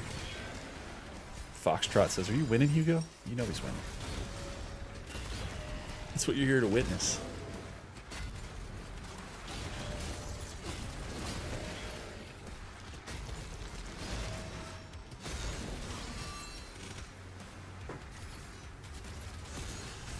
On YouTube, the Caesar says, "Hi Joshua, you and Hugo should play a horror game together. It will be fun." I mean, we both love horror games, so it would be fun. I was actually playing a little bit of Evil Within the other day, capturing some stuff, and that's an id Tech game, which is crazy, and it's an awesome game. Shoutouts to both Mikami-san, who did the original, and then John Johannes, who did the sequel. They're both great games. Cake for the win. Josh, how is your pizza game? What do you mean by that? What does that mean? I ate at Prince Street Pizza. Okay. Yeah, do you ate it Prince one? Street Pizza this week. Oh, it was so good. Hell yeah, dude. We did a cool collab with them. Remember we did that like hot honey demon fire pizza thing that was, I think I still have a t-shirt from. That was cool as shit. That's right, TV horror art. Evil Within mentioned in 2026. Holy shit, dude. I almost died. Not you. Couldn't be. All right, that nightmare amp. Ooh, actually, that was a good light up. Yeah. That was really, really scary. Bro, for real. It was just like right in front of you. He was like right in my face. Oh, shit! All right. God damn it! I know. All right. It was first try, one shot, easy encounter. Oh man, that was fun though. That was fun. That I was could good. see there is a path there. Like I could see it. And jokes aside, I do think it's like possible. Obviously, too, like for the best players, I want to see who's doing it. You know, like I think that's really exciting, you guys. Yeah. So great job on that. It's cool, man, because shout outs to the Doom Discord. That's discord.gg/Doom. Shout out to all the moderators and shout outs to everybody in there because it's my favorite place because in the Riptorium custom encounters for Riptorium 2.0, there is a channel in there that's like a threads channel, which is awesome because the creator will make a post that is like, for example, this waltz of it'll look just like this. Where's it? This one? Where the hell is it here? And under that will be, that's where they had the lore. And then everybody is just talking about the encounters. And then people are posting all their videos of their playthroughs and then talking about strategy. And that is like exactly what we made this for, is like you guys getting together. I mean, this is beautiful. Like this is a level made by 1, 2, 3, 4, 5 different creators. It's all been combined into one, but it's like, it's the place where, again, you know, everything that we want to enable you guys to do is to make more because you want more and because you guys are the experts. As you know, like you were saying in the beginning of this, the customers are always right. You guys are always right. We want to see what you got. And I love that you're showing it and you're showing out and you're doing this stuff. So if you guys haven't already joined, discord.gg/Doom, shout outs to that. Yeah. All right. So first I'm going to set the table with, we talked about this. I think we did the announcement for the dates of this event back in February for the id35. So I'm just going to play this video to remind everybody first.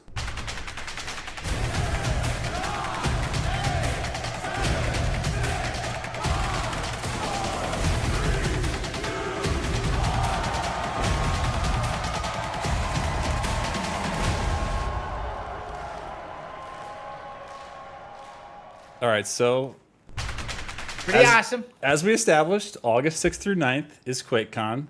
Hugo, for people that don't know what QuakeCon is, if you had to sell it to them in an elevator pitch where they said at the end of this you can get Prince Street Pizza, what would you say to them? How would you sell it? Oh, it's Woodstock for gamers. Yes. That's what it feels like. Yes, I completely agree. Yeah. Hell yeah. And It's for just kids great. who It's don't know a what Woodstock it's a is, it's like a pilgrimage. Coachella or whatever. Yeah, exactly. But if you say Coachella for gamers, that'll ruin They'd be it. like, huh? They're like, cool, I'm not going there. They're But like, the, I'll watch it online. No, it's awesome. It's that's what it feels like. Woodstock Yeah. for gamers, and That's right. it's a great experience. Everybody makes the pilgrimage out to Dallas, Mhm. and we don't just celebrate id games. We just Yeah. all celebrate video games, period, Mhm. together. And it's awesome. And there's the BYOC where we all get to hang out and play video games together all night long. I'm in there. Yeah. Josh is down there. We're all Mhm. there. We're all gaming. A lot of id people are there. We're just playing games all weekend. Yeah. You stay up. You walk into the BYOC, which is thousands of gamers all there together. At 4 a.m, there's people in their pajamas. People don't go to sleep because it's all enclosed, so you know what time it is. Yeah. And it's really just a great time. We get to connect with our fans. We get to celebrate video games, all kinds of video games, whatever video game you like. you just bring it there, play all weekend, and it is awesome. It is. And again, it's not just the 10th anniversary of 2016. It's not just the 1 year anniversary of Dark Ages. It's the 35th anniversary of the studio this year, and the 30th anniversary of both Quake and QuakeCon. So, yes, I feel like it would be cool to announce something that's going to be absolutely essential for all id fans to attend QuakeCon this year. If you think we can just drop a little announcement at the end of this, should we just do that? Would that be cool? Let's do it. All right. It might just be something that looks a little bit like this. So as you can see, there's 4 pretty special guests coming to QuakeCon this year, of which are the co-founders, of course, of id Software. So top to left to right, we got Romero, Carmack, Tom Hall, and Adrian Carmack. They will all be in attendance. There will be activities. There will be fun things. All of that is more details later stuff. But I don't think I don't know what the number was of early QuakeCons. It's been how long it's been since all of them have been there together. But we will all be there together this year, the 6th to the 9th. And look, I know some people are going to be like, that's crazy. I didn't get a BYOC ticket. I can't go. You can get a general admission ticket anytime. Well, I say anytime. Actually, yeah, anytime. Like, you can do it right now, or you can do it anytime between now and when QuakeCon starts on the 6th to the 9th of August. So, Hugo, we want to see everyone in chat there, if you can, please. Yes. You can't miss this one. Absolutely. Now, what a group. What a group that we're bringing together. I think that's so exciting. What a treat for you guys, id fans, just gamers. That is like the Beatles right there. Exactly. The Beatles are coming to QuakeCon this year, bro. They're coming to QuakeCon this year. They're going to hang out, and it is going to be fantastic. Great way to celebrate video games. Why not have one of the best dev teams of all time? Amen to that. Let's be honest. Yeah. And the fact that they're going to be there, pretty exciting. Mm-hmm. So that's the stream. It's 10 years. That's it. Of modern Doom that you guys have been making. Any final thoughts on a really fun night that we had all of our friends out here hanging out with us? Our apologies. We did not get a chance to talk about Obi-Wan versus Anakin. Yep. We missed that. Sorry about that. And we'll fix it. We glossed over. Yes, we didn't talk about Pop-Tarts. No food this week. Yeah, even the we nuggets. Never once talked about. Yeah, we didn't even make them beaver nuggets per se. We didn't even talk about the beaver nuggets. Yeah, we should have. Yeah, but, interesting. But yes. Yeah. Moon Minefield says house-made homework. Yes, that's right. We do have to. Yeah, and, that's Zaus. We have to watch The Housemaid because, by God, we've said we were going to do it for like a month now, so that has to happen before next stream. Yes. That's right. But thanks so much for you guys all coming out. Love spending that. GameCraft's going to be there. I'll just go ahead and wait in line now. No, GameCraft, everybody, when you go there, you get to see GameCraft's his setup, and his setup is worth going. My God. Is such a talented creator, and he does just these amazing sculptures. Beautiful displays. It's really, really incredible. So it's awesome. Honestly, guys, it's like family. Like everybody just hangs out there. It's really, really a special time. The tickets this year sold out in like hours. Like it was crazy. So we're back, yo. Yep. And plus, big shout out if you're a fan of New Blood, New Blood guys are there. They'll be there. Dave Oshry's always there hanging out. So for all the New Blood fans out there, we're certainly fans. Like get to hang out with him as well. So. It's a really just great experience. Lots of people are there. You know, like there's all kinds of people there. Danny O'Dwyer won't be there this year from No Clip, but he usually comes. So a lot of Dreamcast guy. I always run into him. It's just really good experience all around. Yeah, it's gonna be rad. Someone's asking where it is. It's at the Gaylord, Texas, in Dallas. Grapevine, Texas. 20 minutes from id. Tyler McVicker is going to be there this year, and Horde Mode's going to be there. Midnight couldn't come. Yeah, we've invited Mayo too. Mayo also does not come to QuakeCon, but we love you, Mayo, and and big shout out to him. But plenty Doom tubers are. So Yeah. I'm excited for that. Yeah. All right. Well, that feels like a good stream. It does. It feels like we might have did it. We promise. I got my ass kicked by the community, literally. They beat our ass with that encounter. But I think that was the setup all along. I think that makes sense. I think we walked into that. Yes. That's good. Yeah. And I'm glad that we got to share Osius with you guys. And you've already seen Hell's Core. Mm-hmm. We have more things to show you as time goes on, and we're excited to share with you. That's right. All right, y'all. Later on. See you later. See ya.